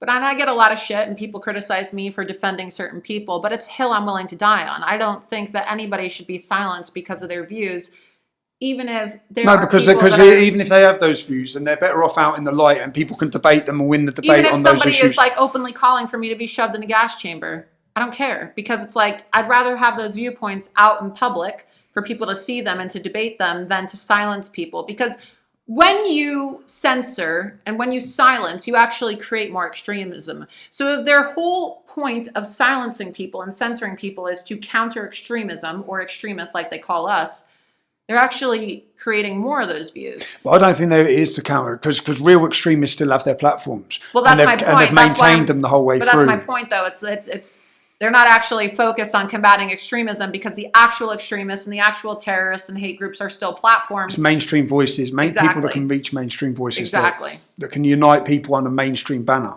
Exactly. And so they have to just silence us as a way to prevent us from sharing our views, because they know that our views are superior to the actual extremists and haters and the actual terrorists that exist. We're not the real terrorists. But if we're gone and we're non-existent, then no one's ever going to hear our viewpoints. Well, they worry because we can galvanise masses. Yeah. That's their fear. So you stood for election. Mm-hmm. You stood for Congress. Will you stand again? I ran twice, and, after watching what the Republican Party did, silencing me and not fighting for me when I was completely banned on all social media and not even allowed to have a campaign account. It's very hard running for office, and I out-fundraised and outperformed the incumbent that I ran against. And 3 million? If it wasn't for 3 million, did you raise? Collectively with both my races, yeah. By myself, by the way. So... Well, do you remember we done a video in England? Yeah, I remember that. I have that video, and you said you made me a banner. Yeah, we made you a banner supporting Laura Loomer. Yeah, it was nice. It was so nice of you. But it's just... I don't know. I feel like America's done. I feel like our country has failed. I really do. I feel like we are a failed state now, and I support Donald Trump, and that's the only person I'll vote for. If Donald Trump isn't on the ballot, I'm just not voting. I'm not voting. I don't think that there's anything left worth fighting for if Donald Trump isn't going to be back in office, because our country's gone to hell. It's a joke to say that we live in a free country. There's no such thing as America being the freest country in the world anymore when you have political prisoners, people locked up over January 6th. Locking people up for protesting a stolen election. I mean, it's just absurd. It's ridiculous. They have no problem with leftists storming When the they were Capitol. welcomed into the building, By when police. police stood down, when the Exactly. police were purposely stood down, Nancy Pelosi refused the opportunity to have more officers there. It was a total entrapment and a setup. And I believe in order to use now to prevent the American public ever wanting to come out, people will be fearful to come out and protest over any future election issues because of what they've done over January 6th. Well, and that's exactly the effect that it's had, right? They've silenced people. It's had a chilling effect on speech. We shouldn't in our country. protest. We shouldn't do this. Yeah, it's just crazy. We don't. And we don't have free and fair elections, right? We don't have freedom of association, because if you can be blacklisted and have your career destroyed and be financially ruined or fired from your job because of who you associate with. Like when I got banned on Facebook, for example, they had a policy that said, we're going to start monitoring people's offline behavior as well. So they had people surveilling certain people. You were probably surveilled too. Surveilling me, like literally spying on me and my outside activity to see who I was associating with. And you didn't even have to post something on social media to get banned. They created a policy that said if you are seen or photographed associating with, they called it off-platform behavior violations. So if you were, I think Michelle Malkin posted a photo of me and Gavin McGinnis, and she like got her account locked and silenced because they had deemed me and Gavin as dangerous individuals who you had on your podcast. It's like, so now you can just simply associate with someone. So if somebody were to come, you know, hang out with you or visit you or be photographed Cameraman, with you or anyone, a worker, a relative. they'd be shut down and silenced. So it's a joke. I mean, why would anyone want to live in the United States of America anymore, honestly? And I'm not anti-American. I mean, I'm as big of a patriot as they come, but What do you see? why would anybody want to live in the country anymore when you're going to be jailed or you could be arrested or, you know, imprisoned simply because of who you vote for? It's not a free country. And to have to like live a life like this, I mean, I honestly get anxiety thinking about the fact that I'm just only 30 years old. I mean, to think that I could potentially have to be subjected to another 70 years if I live to 100. Living another 70 years in this absolute shithole that is now the United States of America. And it is a shithole. I know that people will say, oh, she's anti-American for saying that, but the United States has turned into an absolute Many of the shithole. cities look like third world cities with the homelessness Yeah. problems, with the poverty, with the... I mean, I feel like a political prisoner, honestly, I really do. And here I was telling you, I said, wow, it's like the first time I've really been happy, you know? I mean, I don't even remember the last time I like took some time for myself and relaxed and sat outside and just enjoyed an ice cream. You know, I can't enjoy my life in the United States because I have like been made to feel like a political prisoner. Everything I do is scrutinized and, you know, people want to silence me. I'm not embraced. Nobody knows who the hell I am on the streets of Spain. Nobody knows who I am when I go, you know, to Costa Rica or El Salvador. They don't know. But it's like, I feel as if my ability to live a life of joy and happiness and to actually have a fulfilling life or future in the United States has just been like totally taken from me. And it sucks. Like you have lost everything fighting for British sovereignty. Think about it, right? Like to preserve your country and to prevent, you know, a total Islamic takeover or just mass immigration into the UK. And you have been punished. There should be statues resurrected, right, honoring you for your accomplishments and your sacrifice, but instead you're treated like a terrorist while actual terrorists are given, you know, stipends by the government. Do you feel, I always use the phrase, I love my country and it hates me back. Yeah, Do you feel like that about America? that's how I feel. I love my country, but the country hates me. And you know, I really got to see it when my job with President Trump was sabotaged, right? Like when I got hired, it's like, I can have a meeting with the President of the United States and he can, how does he get even higher than that? I mean, you have a meeting with the most powerful person in the entire country. And if your job can be taken from under your nose and you could be canceled, even in the presence of the most powerful person in the world, like what's left? You know, it's just, no matter what you do, everything is going to be taken from you. And so I'm doing my best right now because I believe that Donald Trump is the last fighting chance our country has. And that's what I'm focused on. But I really just don't see a future for myself or any other American if Donald Trump isn't put back in the White House in 2024. And it's not a testament of, you know, my own inabilities to, you know, do something outside of politics. It's just reality, right? Like they just want to shove hopium and copium, as I call it, down the throats of Americans. And they say, oh, it's going to get better. You just have to be positive. The world's going to get so much better. It's not. It's not getting better. It's getting worse. It's getting worse every single day. And we have a responsibility to tell people how bad it's going to get so that they can prepare adequately and protect themselves. Or else they're going to become like us. You realise how sad all this is. Yeah, it's really sad, but that's my life, right? That's your life too. And we're just expected, like we're told that because we have enormous followings and enormous platforms that we can't be honest with people and we have to be positive and we're such downers if we actually tell people the truth. But that's the truth. It's dark, it's getting worse, and people got to save themselves unless they want to end up with a future like ours. You've took knockback after knockback after knockback, and you've carried on going. How many more knockbacks can Laura Loomer take? Well, what else is there, right? I always joke. I'm like, people say, oh my God, you really have no filter, you're so brave. And they say, wow, you're not scared of anything. It's like, well, what are they going to do? Cancel me? That's the joke I say. What are they going to do? Cancel me? Like, really, honestly, how much worse could it get? I've been jailed for my speech. I've had my bank account shut down. I've lost my livelihood. I'm in debt. Like, I can't, I don't have, a husband. I don't have kids. What are they going to take from me that's left? My life? They're going to put a bullet in my head? Like, what is left aside from my actual, physical life that they could take from me? So what's the point? Why would I give a shit about what any of these people think? Why would I care anymore? Like, my own country has basically disowned me, just like your own country has disowned you. But we're having a good time in Spain. I'm having a great time. But it sounds dark, but this is what it means to stand for something, right? Dark, yeah. They want people that they can control, right? So you're always told, oh, America, the land of the free, the home of the brave. No. The land of the free, absolutely not. The home of the brave. If you're brave, you might find yourself sitting in a gulag. Eventually, if you stand for something. Or, I'm not going to call it a stunt. One of your activities, Nancy Pelosi. Talk to me about how you end up on her front lawn. Yeah, so, Nancy Pelosi was the Speaker of the House. So she was the third most powerful person in the United States government at the time.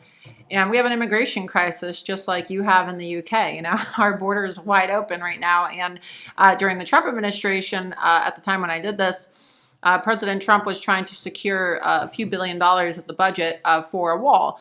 And, he wasn't asking for a lot. It was like $5.7 billion. And our government actually went into a shutdown mode where they shut down the federal government. It was the longest government shutdown in U.S. history because they were so resistant towards giving Donald Trump the nearly $6 billion that he wanted for the funding for the U.S. southern border wall.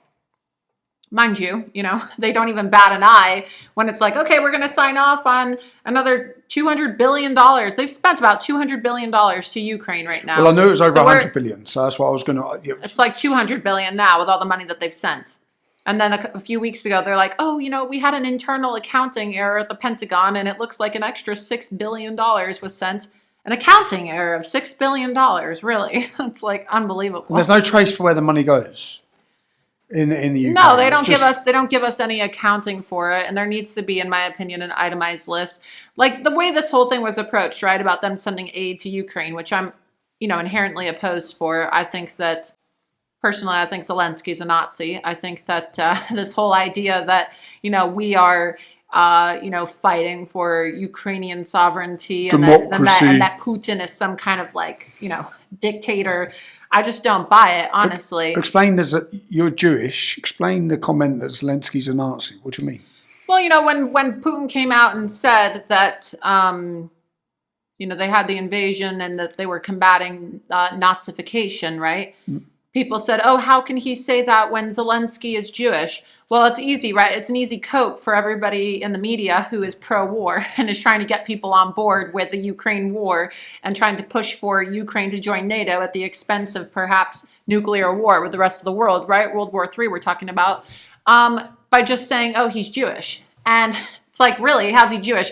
He's Jewish, and yet he's using the funds that is sent to him by the United States government, billions of dollars, to go fund these militias like Azov Battalion, which are actual Nazis. And when you look back at the history of Ukraine and their relationship with the Jews, I mean, They massacred. they massacred. They They were Nazis. massacred. They are Nazis, and they still have Nazis in Ukraine today. And I just don't buy it. I mean, a true Jew would not be, giving funding to Nazi coalitions within the country as a way to combat the Russians. So I think that there's this real vilification of Putin, while, other more sinister figures, people like Zelensky, are put on a pedestal, invited to speak before the United States Congress. And, you have the Speaker of the House, Kevin McCarthy, literally walking around with a Ukraine flag. And I said, if there's two flags I wish I could never see again, I mean, if they were burned out of existence and I never had to see them again, it's the goddamn pride flag, okay, and the Ukraine flag. I never want to see a Ukraine flag or a pride flag ever again. And why does every moron that says something to you on Twitter or online have a Ukraine and a pride flag I together? don't know, but they have them together now. It's like fist. a pair. Yeah. It's a BLM fist, a Ukraine flag, and a pride flag. It's like, Jesus Christ. Oh, mate. It's awful. So, yeah, it's ridiculous. And so when this happened, I said, wow, it's really hypocritical, because just like I'm sure you see in the UK, all these politicians that are advocating for open borders and pushing for sanctuary cities and, homes for all these migrants, and they say, welcome all the migrants in, and, oh, we don't want the travel bans. Yeah, they're all elitist politicians. Nancy Pelosi and her husband are worth over $200 million, and they have like 25 different properties, all of them with walls and security. So you have walls at your private residence, but you don't want us to have a wall for our border to keep all the migrants out, So I thought to myself, well, I found her home in Napa Valley, California, which is a sanctuary city. And during the government shutdown, I decided that I was going to hop over her fence. And it's so easy to find illegal aliens in the United States, especially in California, because, they're sanctuaries. So they know that even if they get found out, they can't be deported, because they have catch and release policies where it's like you catch an illegal alien, but you have to release them because that's the policy in California. So I drove down to the Mexican border and showed myself hopping over from the California side to Mexico, and then hopping over again from Mexico to California, to show how easy it was. You put a sombrero on? Yeah, and I did. And I put a sombrero and a poncho on, and I said, okay. And I made it like very theatrical, and I'm like, okay, now that we're here in America and we've hopped over from Mexico, we're going to go claim sanctuary. And I hear there's a lot of really nice, generous politicians with big homes, and we're going to go see if we can find them.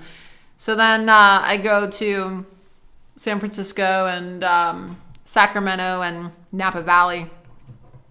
And Napa Valley is a very agricultural area, full of wineries, and that's where Nancy Pelosi's mansion is located. And so if you want to find an illegal alien, where are you going to go find them? You're going to go find them outside of the construction stores at 5 o'clock in the morning, because that's where they all line up in the morning to get work. They all want to get paid in cash. So I speak Spanish, and I found these illegal aliens outside of a Home Depot. You speak fluent Spanish? Yeah. Wow. Yeah.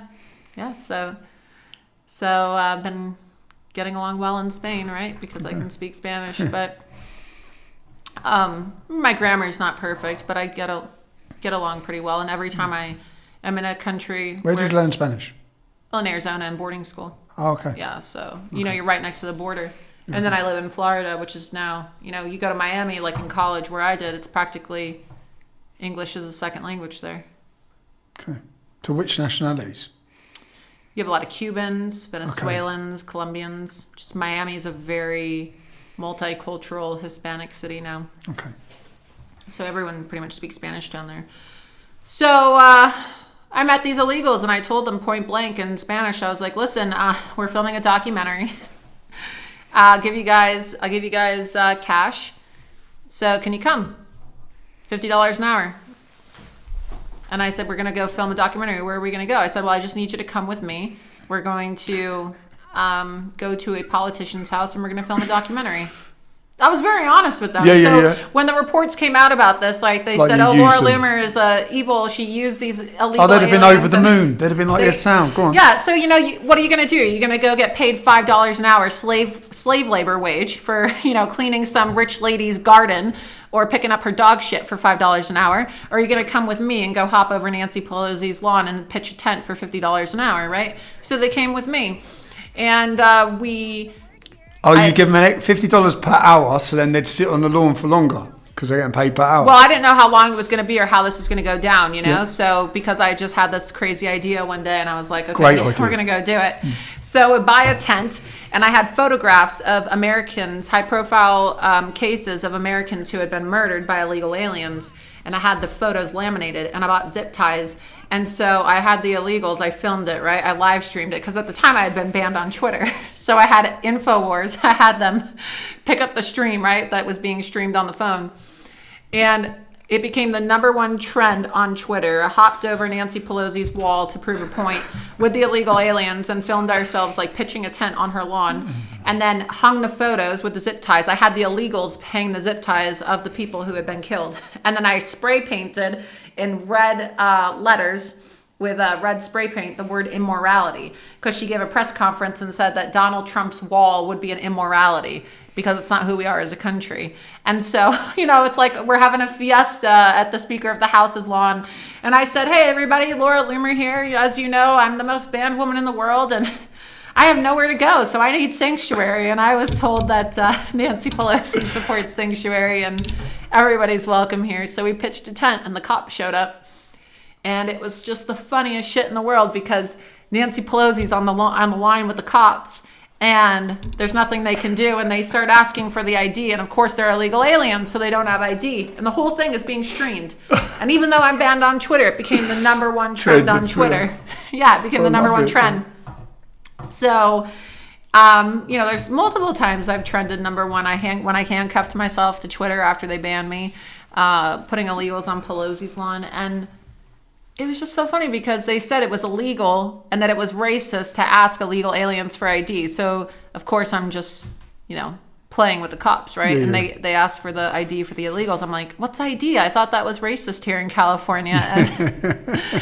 And long story short, because it was live streamed and Nancy Pelosi was literally on the phone and everybody was watching it and talking about it. I mean, it was a huge story. The fact that somebody actually went to the Speaker of the House's property and brought illegal aliens to their home and said, okay, you want to invade our country, then why don't you have the illegal aliens stay at your mansion? And I filmed myself like walking up to her kitchen, her door, and trying to open her door, right? And I was like, is anyone home? We're hungry. We want to make a sandwich, right? So then she knew that if she had us arrested that it would make her look like a hypocrite. So she just had us deported from her lawn. And then the illegals were able to drive away. And then a lot of people don't know this, but the California governor, Gavin Newsom, is her nephew. I didn't know that. Yeah. I didn't So know then that. I said, the only reason why I didn't get arrested is because I had the illegals with me. So let's go try this when we get dressed up as illegals and not bring the illegals with us next time.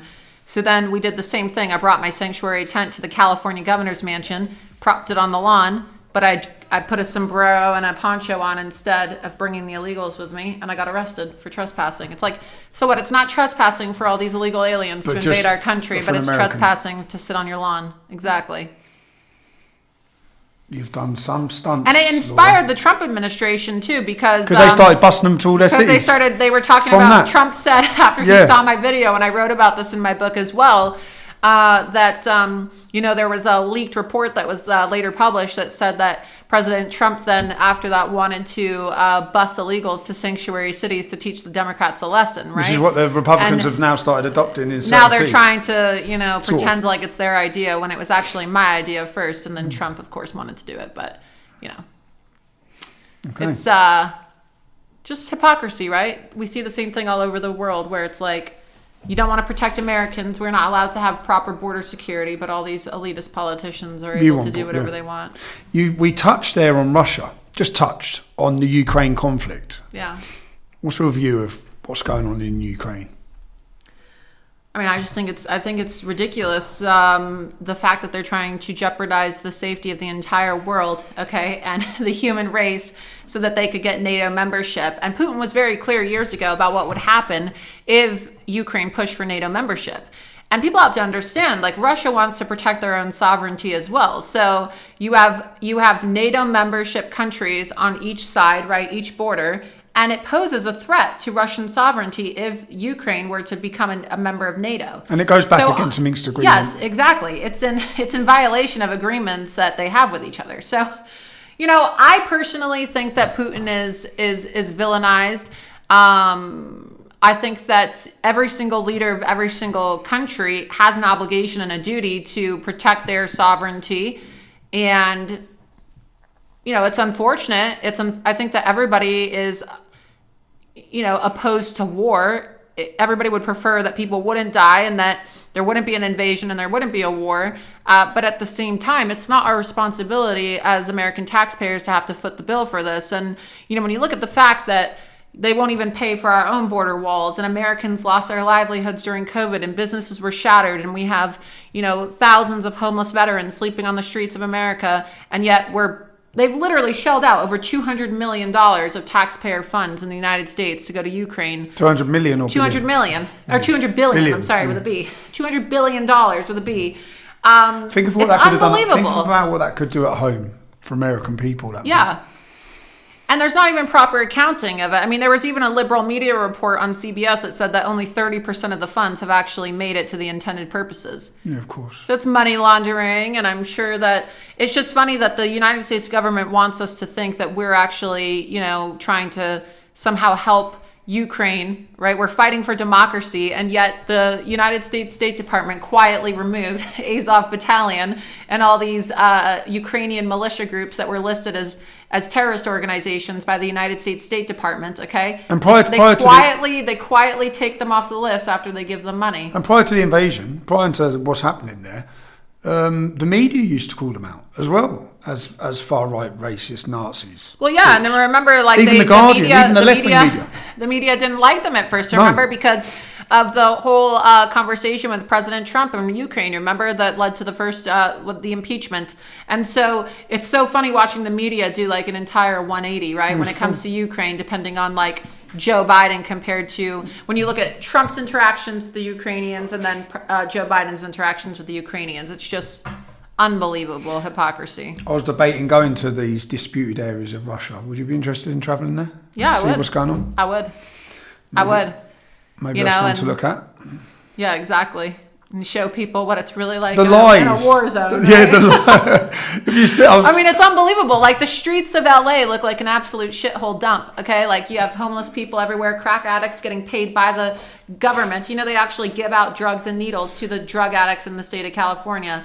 And the streets of Ukraine look like bustling and gorgeous compared to the American streets. And it's like, meanwhile, American cities actually look like a war zone. And it's like, you mean to tell me that they're in the middle of a war in Ukraine, and yet you have all these people clubbing in Ukraine? It's just nightclubs. It's kind of ridiculous, right? Like the Zelensky's wife goes on a shopping spree in Paris in the middle of a war, and we're supposed to believe that these people are like suffering when she's photographed in Paris. And you heard about this, right? Yeah, I do. Yeah, I did. It's just unbelievable.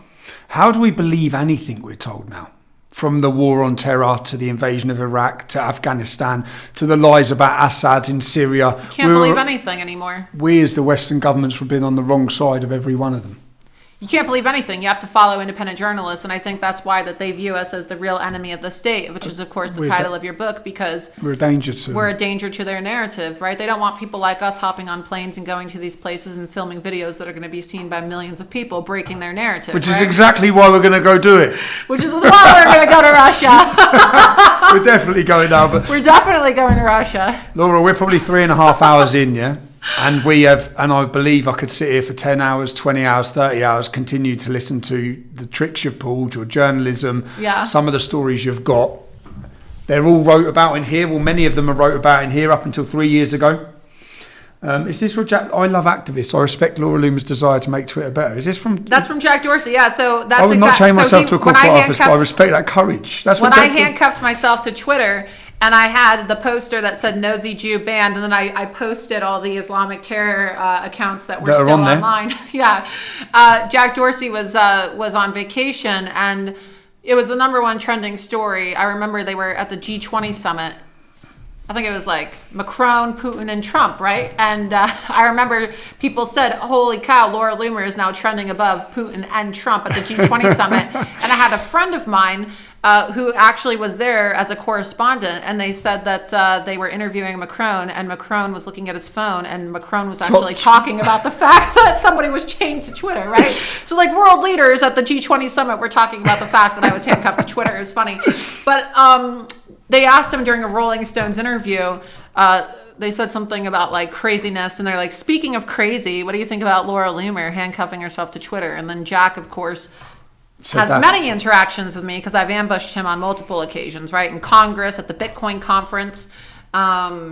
He said, well, you can read the quote, something like, He said, I love activists. I respect Laura Loomer's desire to make Twitter better. I would not chain myself to a corporate office, but I respect that courage. Jack Dorsey. That's what he said, yeah. Great going, Laura. President Donald Trump. Yeah, so I put the different reviews on the back of my book. And You've got some great reviews here. And then my book also, if you open it D'Souza, up. I love Dinesh D'Souza. I wanted it to be a General tribute. Flynn. I wrote about you in the book as well, and how they silenced you during your campaign in the chapter about my campaign. And the book as well is a tribute to people who have been censored. And so Bosch Boston, the Muhammad cartoonist, did all of the original graphics. If you scroll through it, you'll see every single chapter has an original. So when I got banned, right, I have an entire chapter in the book called Silicon Sharia, where I talk about how they ban people and how they have all this corporate interest with the Islamic world. And see, there's different Muhammad. These are all the cartoons. Yeah, those are all the cartoons. So Jewish versus jihadi, and I love it. And Bosch, of course, people don't know this, but there are Muhammad cartoons in this book. It's all original drawings. In this book, yeah. And where can one buy this book? Well, they can get it on my website, loomered.com. In my shop, they can buy signed copies or regular copies, and you might be able to find some copies online as well, but it's best to probably buy it from my website. Loomered.com. Because we've touched on it, but I bet there's a hell of a lot more, and they're funny stories, they're enlightening stories. I mean, we would be here for weeks on end if I told you everything that's in the book. Inspirational stories. But, yeah. Let me just, on one more thing, because where can people, I want to go on to where people can support your work, in the sense that every one of you know what they've done to me through the courts. They've bankrupted me and they've financially destroyed my life. They've done that in order to make it impossible for you to continue working.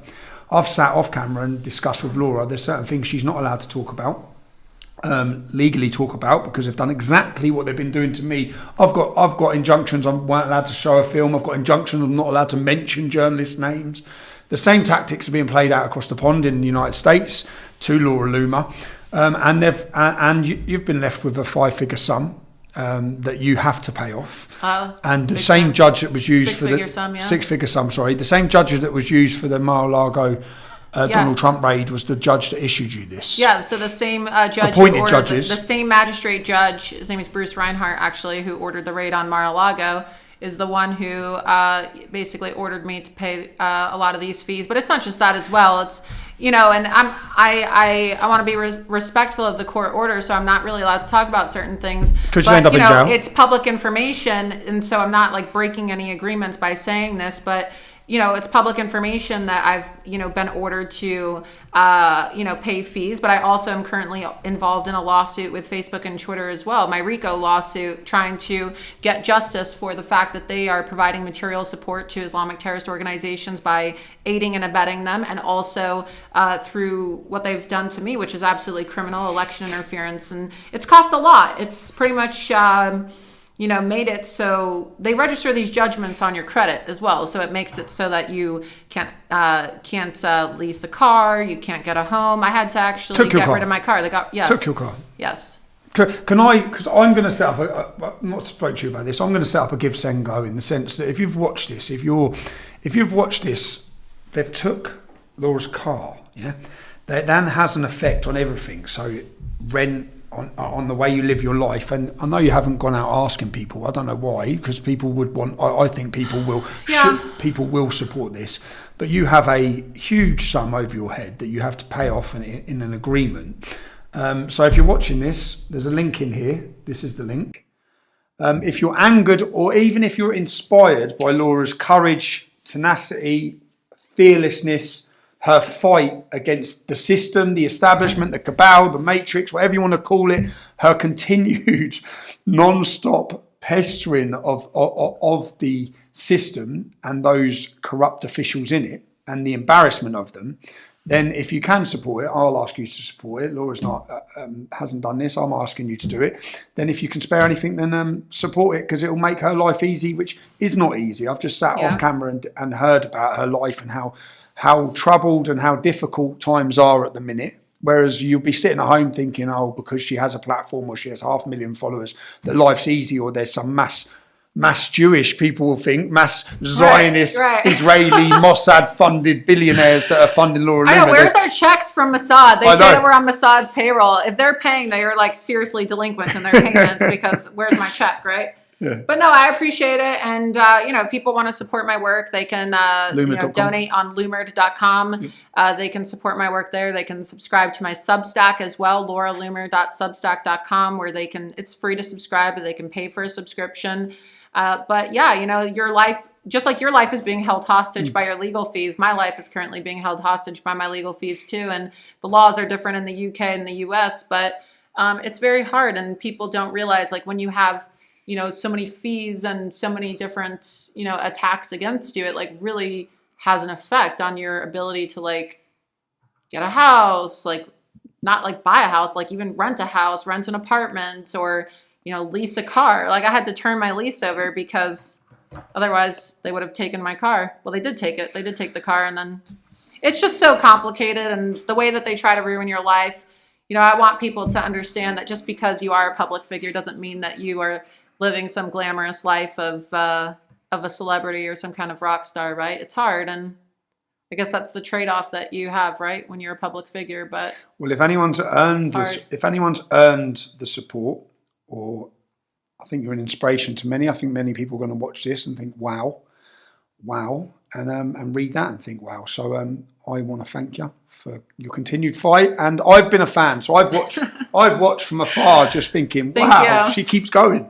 And well, I want to thank you. You're an inspiration as well, and you're a hero. You really are. I mean, I know people want to call you, Nazi, racist. What do they call you? Anti-Muslim, fascist, right? But I think that you're a hero. You are a patriot, and you are an inspiration. And I think that over time, regardless of the adversity that you face, the people that persecuted you and the people that attacked you and tried to jail you and ruin your life are going to be frowned upon in the history books, because you are a hero. And I hope that everybody, fights for you. And I hope that regardless of how your legal cases play out, hopefully you don't end up going to prison again, right? Hopefully but if not. they do try to jail you again, I hope that people will, make their voices heard and fight for you. I hope that they will, because you don't deserve any of this. You don't. I think one thing's for sure, we're both going to continue to cause them a headache. Yeah, exactly. So, thank you, man. It's been an absolute pleasure, Laura. Yeah. I've enjoyed it. Thank you so much. Thank you. Cheers. Carry on watching for more interesting guests. I'll talk to anyone. I'll debate anyone. I'll hear anyone's story. If you want to help me along that way, it's not free. I need your support. If you can support my family, that gives me my peace of mind. It means I can continue to do the work I do.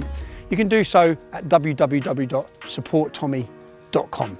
I appreciate every bit of support, as do my children. It gives me the ability to fly them out here to see me so I can stay in constant contact with them. I'm deplatformed and I'm censored, so I need you. I need you to share this content. Make sure you stay tuned for upcoming weekly guests, interesting guests, exciting guests. I'm Tom Robson, and this has been my podcast, Silence.